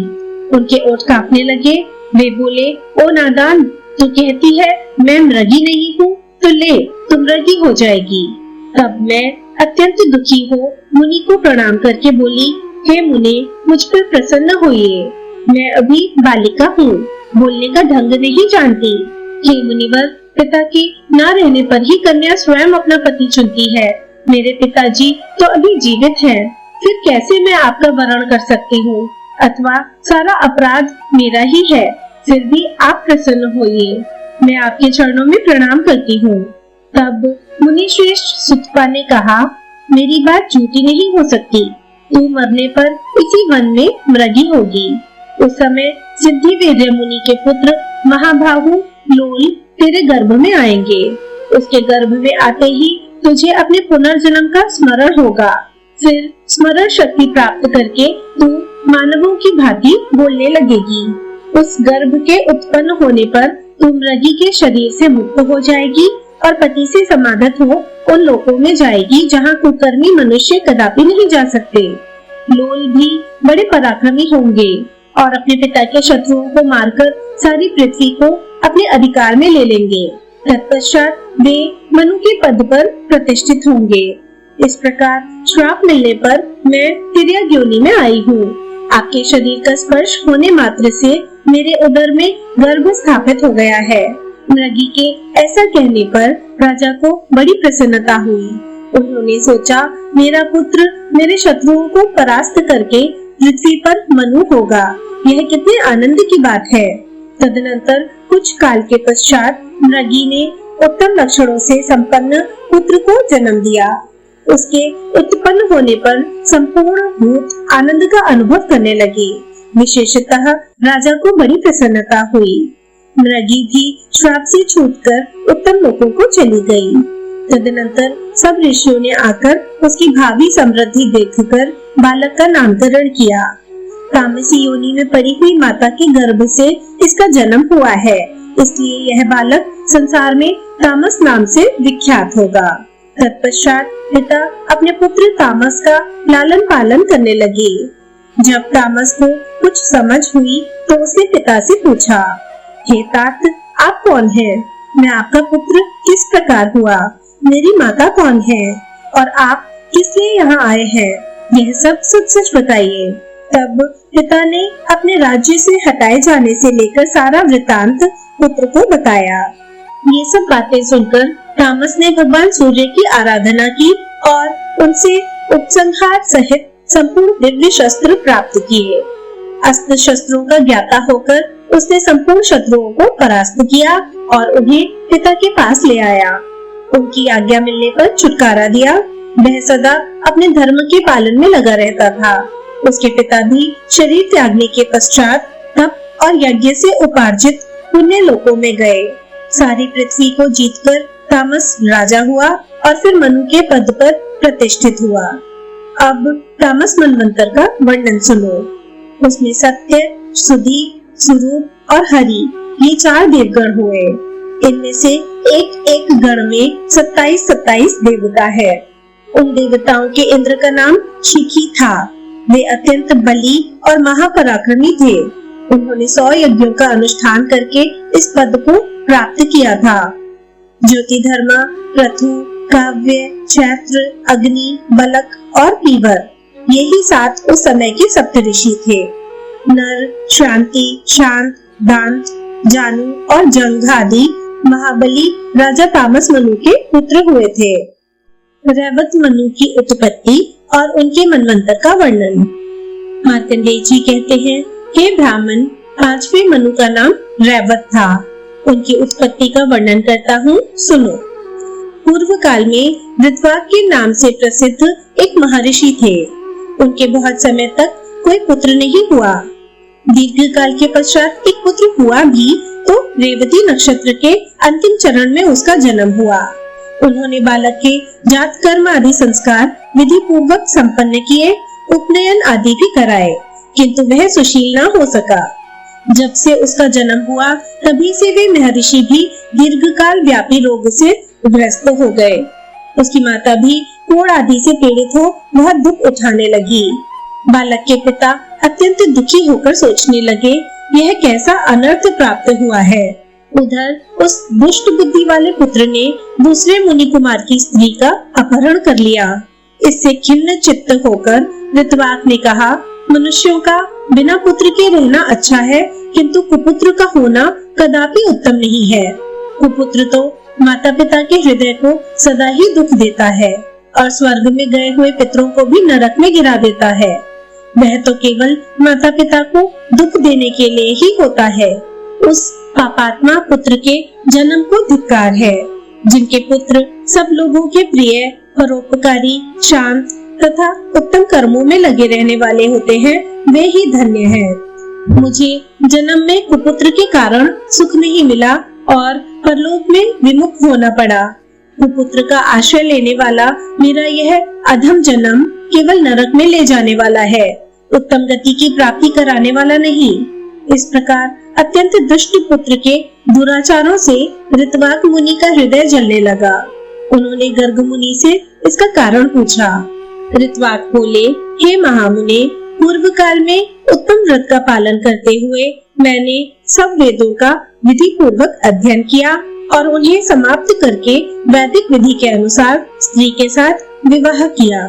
फिर स्त्री को साथ रखकर वेदों और स्मृतियों में बताए हुए सभी कर्तव्य कर्मों का अनुष्ठान किया।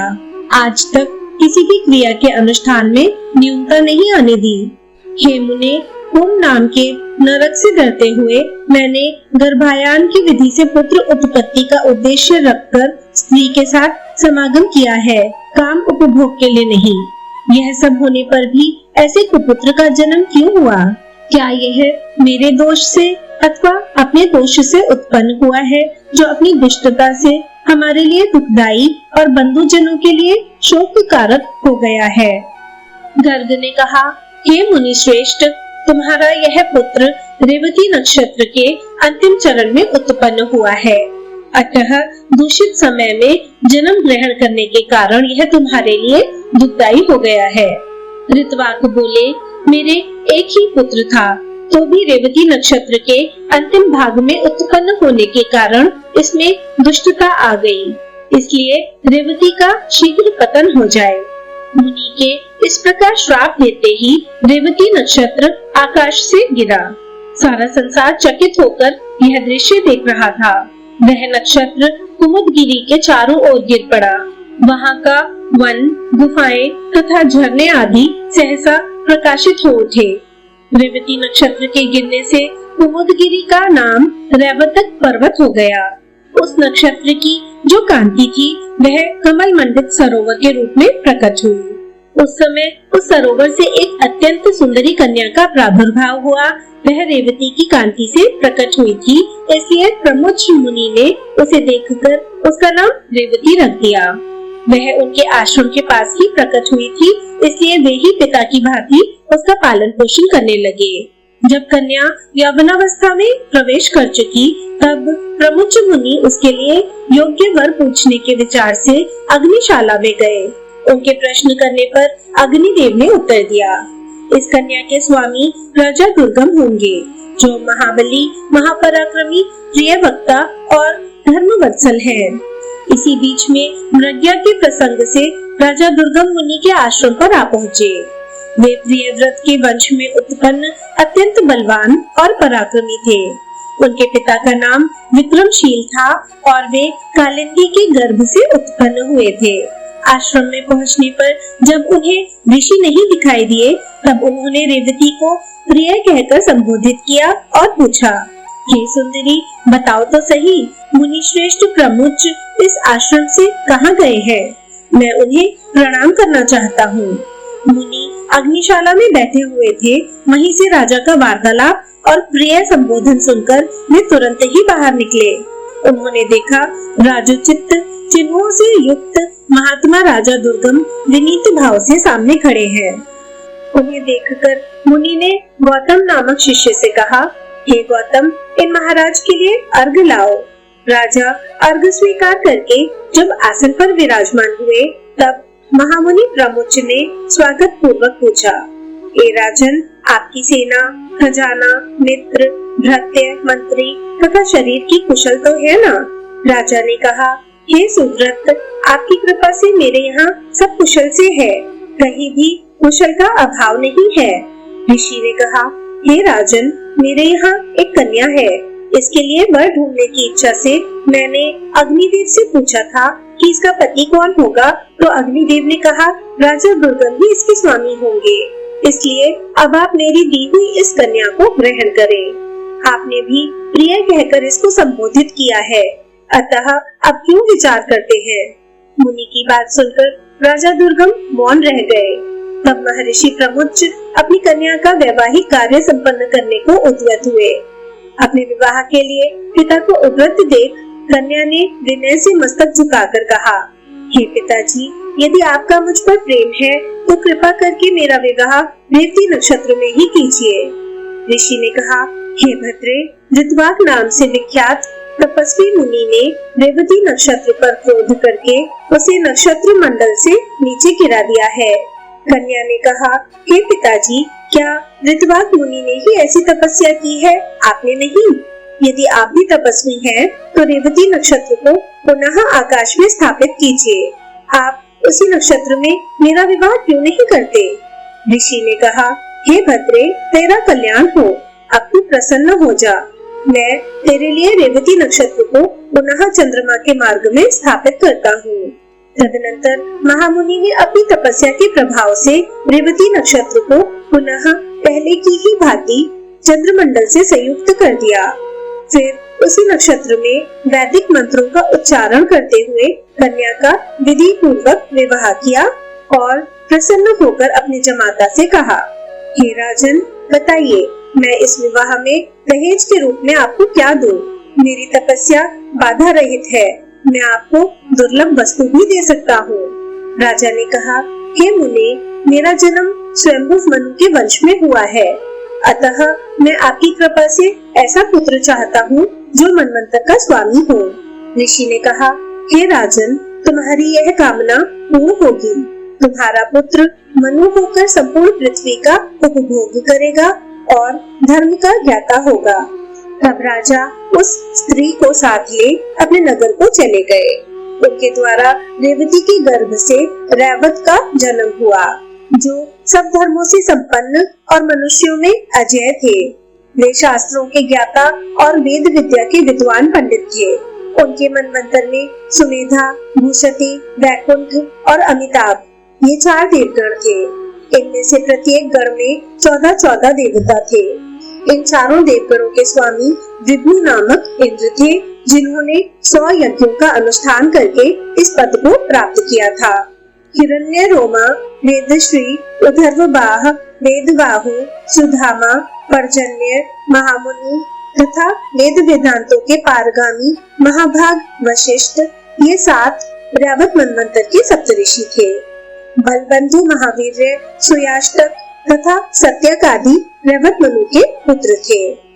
चाक्षुष मनु की उत्पत्ति और उनके मनवंतर का वर्णन। मार्कंडेय जी कहते हैं, हे मुने, यह मैंने तुम्हें 5वें मनवंतर की कथा सुनाई है। अब चाक्षुष मनु के 6ठे मनवंतर का वृतांत सुनो।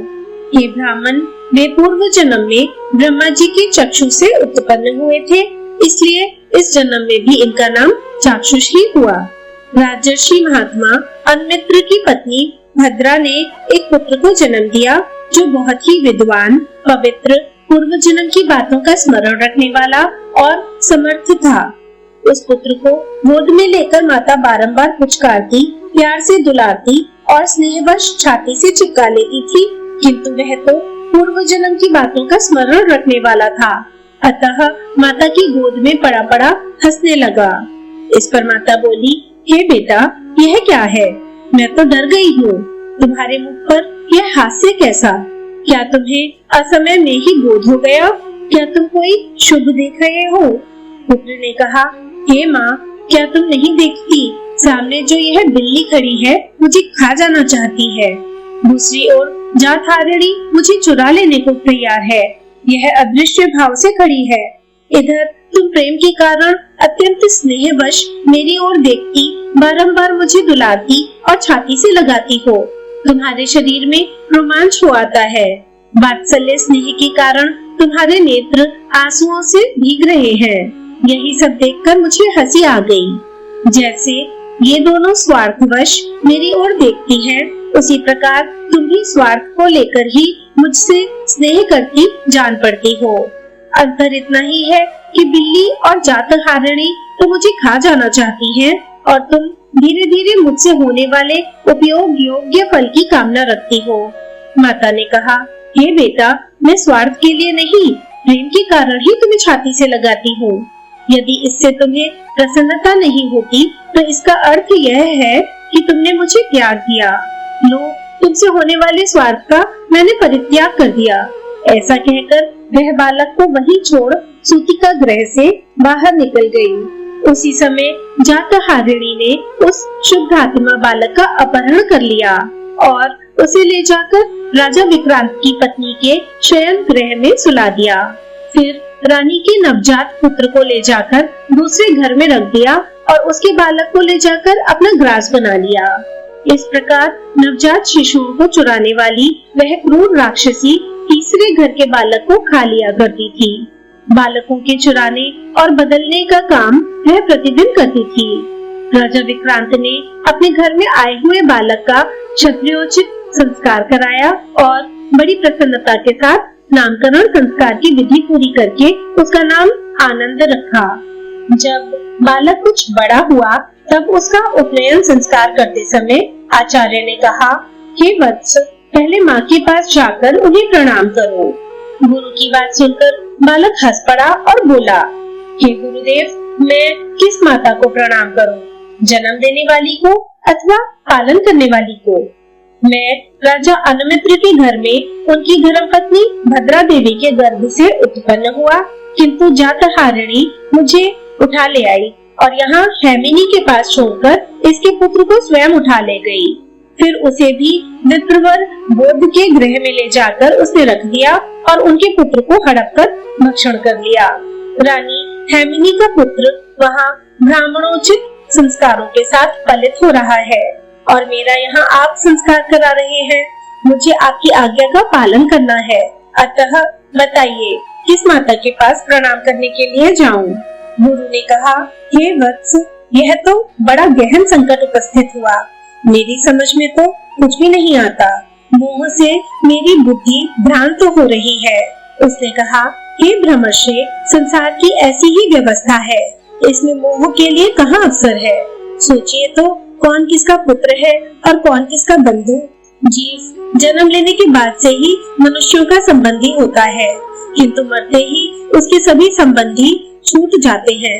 यहाँ भी जिसका जन्म हुआ और जन्म के साथ ही बंधु बांधवों से संबंध जुड़ गया है, उस देह का अंत होते ही सारा संबंध टूट जाता है। इसलिए मैं कहता हूँ, संसार में रहने वाले जीव का कोई भी बंधु बांधव नहीं है। भला कौन किसके साथ सदा ही बंधुत्व निभाता है। मैंने तो इसी जन्म में 2 माताएं और 2 पिता प्राप्त किए। फिर यदि दूसरी देह धारण करने पर ये संबंध बढ़े तो इसमें आश्चर्य ही क्या है। अतः अब मैं तपस्या करूंगा। आप विशाल नामक ग्राम से इस राजा के पुत्र को, जो चैत्र नाम से विख्यात है, यहाँ बुला लीजिए। आनंद नामक उस बालक की बात सुनकर राजा अपनी स्त्री और बंधु बांधव के साथ बड़े विस्मय में पड़े और उसकी ओर से ममता हटाकर उन्होंने उसे वन जाने की अनुमति दे दी। फिर अपने पुत्र को बुलाकर राज्य करने के योग्य बनाया और जिसने पुत्र बुद्धि से उसका पालन किया था, उस ब्राह्मण का भली भांति सम्मान किया। अनंतर आनंद तपस्या में लग गए। उन्हें तपस्या करते देख ब्रह्मा जी ने पूछा, हे वत्स, बताओ तो सही, किसलिए इतना कठोर तप करते हो? आनंद ने कहा, हे भगवान, मैं आत्म शुद्धि के लिए तपस्या कर रहा हूँ। बंधन के हेतु पूर्व जन्म कृत जो मेरे कर्म है, उनका नाश हो जाए, यही इस तपस्या का उद्देश्य है। ब्रह्मा जी ने कहा, जिसके कर्म भोग का अधिकार क्षीण हो जाता है, वह मुक्ति के योग्य होता है। जिसके पास कर्मों का संचय है, वह नहीं। तुम तो सत्व अधिकारी हो, मुक्ति कैसे पा सकोगे? तुम्हें छठा मनु होना है। चलो अपने अधिकार का पालन करो। तुम्हारे लिए तपस्या की आवश्यकता नहीं है। मनु की मर्यादा का पालन करके तुम हो जाओगे। ब्रह्मा जी के ऐसा कहने पर परम बुद्धिमान आनंद ने तथास्तु कहकर उनकी आज्ञा स्वीकार की और तपस्या से विरक्त होकर मनु का कार्य पूर्ण करने के लिए वहां से चल दिए। ब्रह्मा जी ने उन्हें तपस्या से हटाते समय चाक्षुष नाम से संबोधित किया था, इसलिए वे उसी नाम से प्रसिद्ध हुए। उन्होंने राजा उग्र की कन्या विदग्धा से विवाह किया और उसके गर्भ से विख्यात पराक्रमी अनेक पुत्र उत्पन्न किए। चाक्षुष मनवंतर में आर्य, प्रसूत, भव्य, युथग और लेख ये 5 देवगण थे। इन सभी गणों में 8 देवताओं का सन्निवेश था। सब देवता यज्ञभोजी एवं अमृताशी थे। इन सबके स्वामी मनोजव नामक इंद्र थे, जिन्होंने 100 यज्ञों का अनुष्ठान करके देवताओं का आधिपत्य प्राप्त किया था। उस समय सुमेधा, विरजा, हविष्मान, उन्नत, मधु, अतिनामा और सहिष्णु ये 7 महर्षि सप्तऋषि थे। उरु, पुरु और शतधुम्न आदि महाबली नरेश चाक्षुष मनु के पुत्र थे, जिन्होंने इस पृथ्वी पर राज्य किया। इस समय वैवस्वत नाम के 7वें मनु राज्य करते हैं। उनके मनवंतर में जो देवता आदि हुए हैं उनका वर्णन सुनो।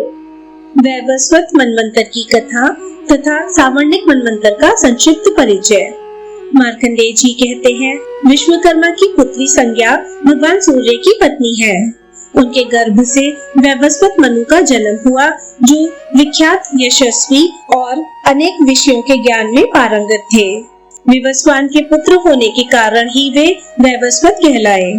जब भगवान सूर्य संज्ञा की ओर देखती तो वे अपनी आंखें बंद कर लेती थी। इससे रुष्ट होकर सूर्य ने संज्ञा से यह कठोर वचन कहे, अरे मूर्खे, तू मुझे देखकर सदा आंखें मूंद लेती है, इसलिए तेरे गर्भ से प्रजाजनों को संयम में रखने वाला यम उत्पन्न होगा। यह सुनकर संज्ञा देवी भय से व्याकुल हो उठी।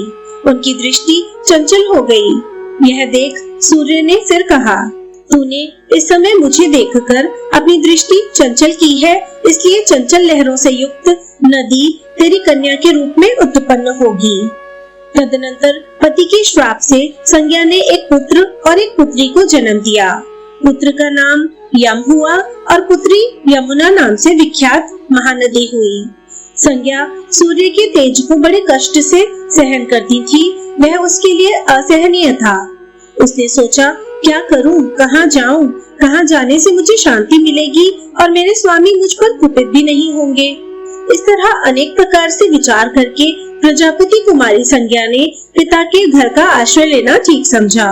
वहां जाने के लिए उद्वत होकर उसने अपनी छाया को सूर्यदेव की बनाया और उससे कहा, तू इस घर में रह और मेरी ही तरह सब संतानों तथा भगवान सूर्य के प्रति भी उत्तम बर्ताव करना। ऐसा कहकर संज्ञा देवी अपने पिता के घर चली गई। वहां उन्होंने त्वष्टा प्रजापति का दर्शन किया। उन्होंने भी बड़े आदर के साथ पुत्री का स्वागत सत्कार किया। वे कुछ काल तक वहां रही। इसके बाद पिता ने उन्हें प्रेम पूर्वक समझाते हुए कहा, हे बेटी, तुम तीनों लोकों के स्वामी भगवान सूर्यदेव की पत्नी हो, अतः तुम्हें अधिक समय तक पिता के घर में नहीं ठहरना चाहिए। अब तुम स्वामी के घर जाओ, मैं तुम पर बहुत प्रसन्न हूँ। पिता के ऐसा कहने पर संज्ञा ने बहुत अच्छा कहकर उनकी आज्ञा स्वीकार की और उन्हें प्रणाम करके वहां से चली गई। वे सूर्य के तेज से बहुत डरती थी और उनके ताप का सामना नहीं करना चाहती थी, इसलिए उत्तर पूर्व में जाकर घोड़ी के रूप में रहने लगी और तपस्या करने लगी। उधर छाया संज्ञा को ही संज्ञा मानकर भगवान सूर्य ने उनसे 2 पुत्र और एक मनोहर कन्या उत्पन्न की। छाया संज्ञा अपनी संतानों को जितना प्यार करती थी, उतना संज्ञा के पुत्र पुत्री को नहीं। यमुना तो उसके इस बर्ताव को सह लेती थी, किंतु यम से यह सहन नहीं हुआ। उन्होंने क्रोध में आकर उसे मारने के लिए लात उठाई, किंतु फिर क्षमा भाव का आश्रय ले उसके शरीर पर लात नहीं लगाई। तब छाया संज्ञा ने कुपित हो यम को श्राप दिया, मैं तुम्हारे पिता की पत्नी हूँ, किंतु तुम मर्यादा का उल्लंघन करके मुझे मारने के लिए लात उठा रहे हो, इसलिए तुम्हारा यह पैर आज ही पृथ्वी पर गिर पड़ेगा। माता का दिया हुआ श्राप सुनकर यम भय से व्याकुल हो उठे और अपने पिता के पास जाकर उन्हें प्रणाम करके बोले, हे पिताजी, यह तो बड़ी आश्चर्य की बात है। ऐसा तो कभी किसी ने भी नहीं देखा होगा कि माता वात्सल्य छोड़कर अपने पुत्र को श्राप दे डाले।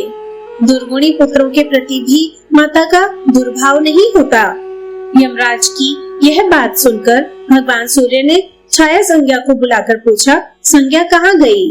वह बोली, हे नाथ, मैं ही तो त्वष्टा प्रजापति की कन्या और आपकी पत्नी हूँ। आपने मुझसे ही यह संतान उत्पन्न की है।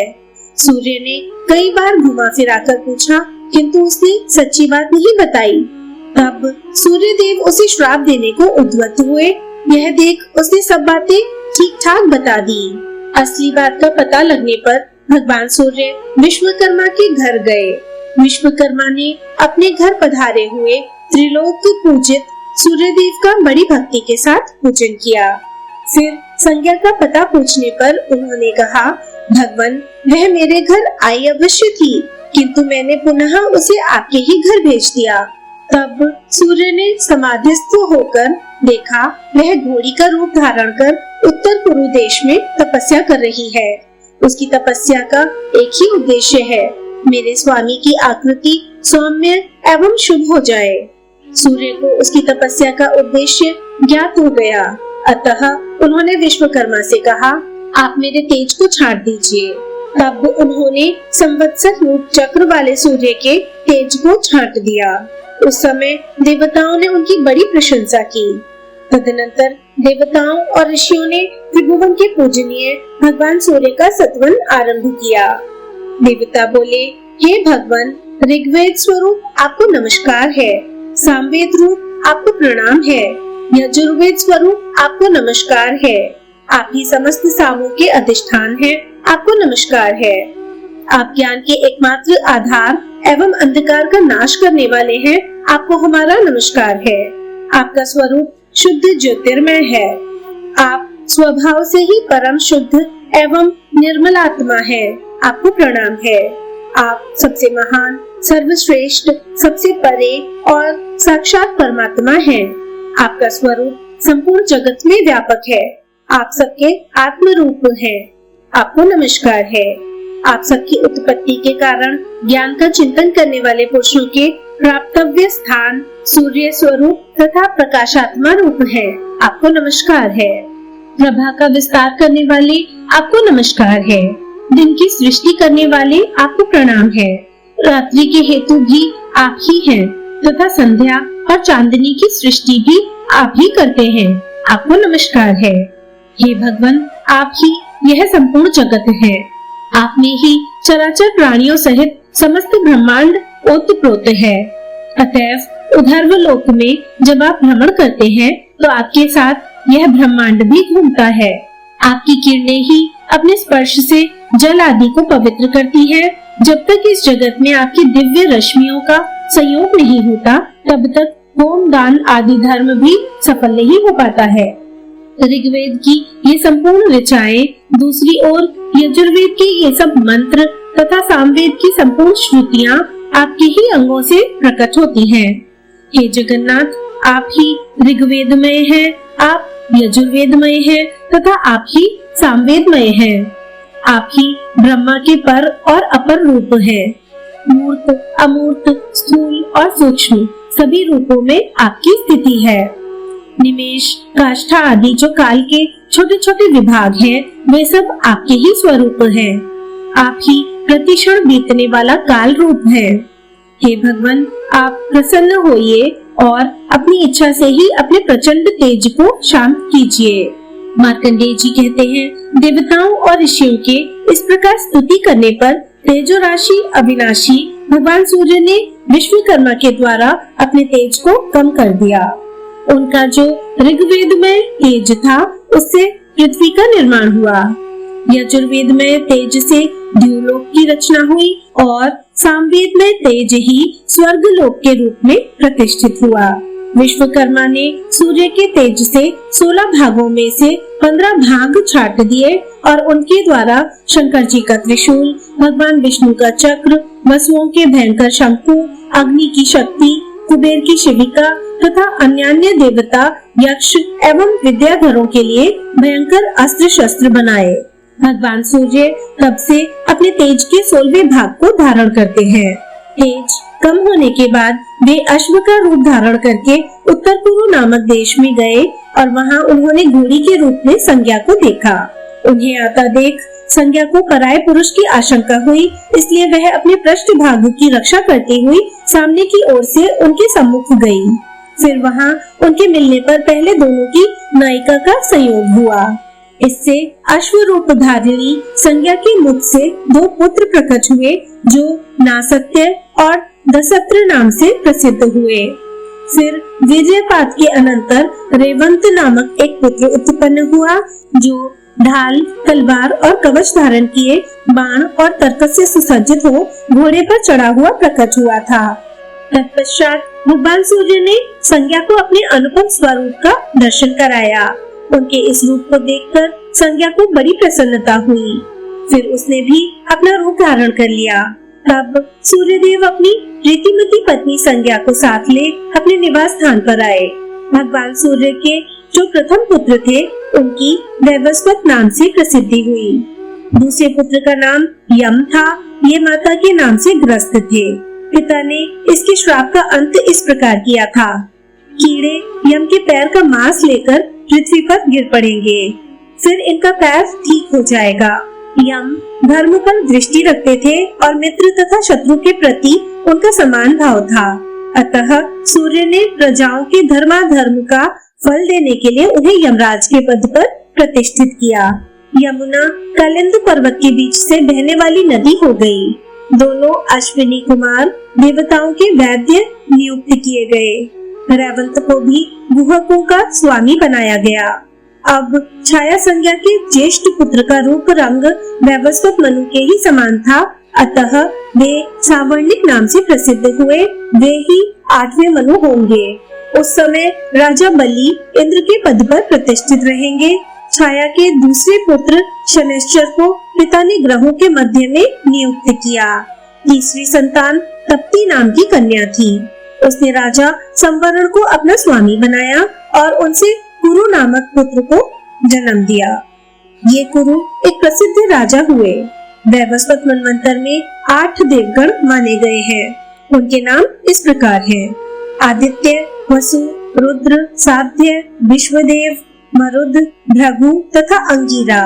इनमें आदित्य गण, मरुद गण तथा रुद्र गण कश्यप जी के पुत्र हैं। साध्य गण, वसु गण और विश्वदेव गण ये धर्म के पुत्र हैं। भृगु गण भृगु के और अंगिरा गण महर्षि अंगिरा के पुत्र हैं। हे ब्राह्मण, यह सब मारीच सर्ग है। मरीचि नंदन कश्यप की संतान होने के कारण इन्हें मारीच कहते हैं। इस मनवंतर में जो इंद्र है, उनका नाम ऊर्जस्वी है। ये महात्मा यज्ञ भाग को भोगते हैं। भूत, भविष्य और वर्तमान में जो इंद्र होते हैं, उन सबका लक्षण एक सा ही समझना चाहिए। अब वर्तमान त्रिलोकी का वर्णन सुनो। भूलोक तो यह पृथ्वी है। अंतरिक्ष को द्युलोक या भुवलोक माना गया है और दिव्यलोक को स्वर्गलोक कहते हैं। अत्रि, वशिष्ठ, कश्यप, गौतम, भारद्वाज, विश्वामित्र तथा जमदाग्नि ये ही इस मनवंतर के सप्तऋषि हैं। इक्ष्वाकु, नृग, धृष्ट, शर्यति, नरिष्यंत, नभाग, अरिष्ट, कुरूप और वृषद्र ये 9 वैवस्वत मनु के पुत्र कहे गए हैं। इस प्रकार मैंने तुमसे यह वैवस्वत मनवंतर का वर्णन किया है।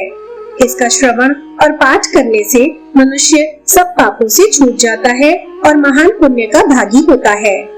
कौष्टुकी ने कहा, हे महामुनि, आपने स्वयंभू आदि 7 मनुओं का वर्णन किया तथा उनके मनवंतरों में जो देवता, राजा और मुनि हुए थे, उन सबको भी बताया। इस कल्प में जो दूसरे 7 मनु होंगे, अब कृपा करके उनका परिचय दीजिए तथा उनके मनवंतरों में जो देवता आदि होने वाले हैं, उनका भी वर्णन कीजिए। मार्कंडेय जी ने कहा, हे ब्राह्मण, छाया संज्ञा के पुत्र सावर्णी का नाम मैं तुम्हें बता चुका हूँ। वे सब बातों में अपने बड़े भाई वैवस्वत मनु के ही समान हैं। वे ही 8वें मनु होंगे।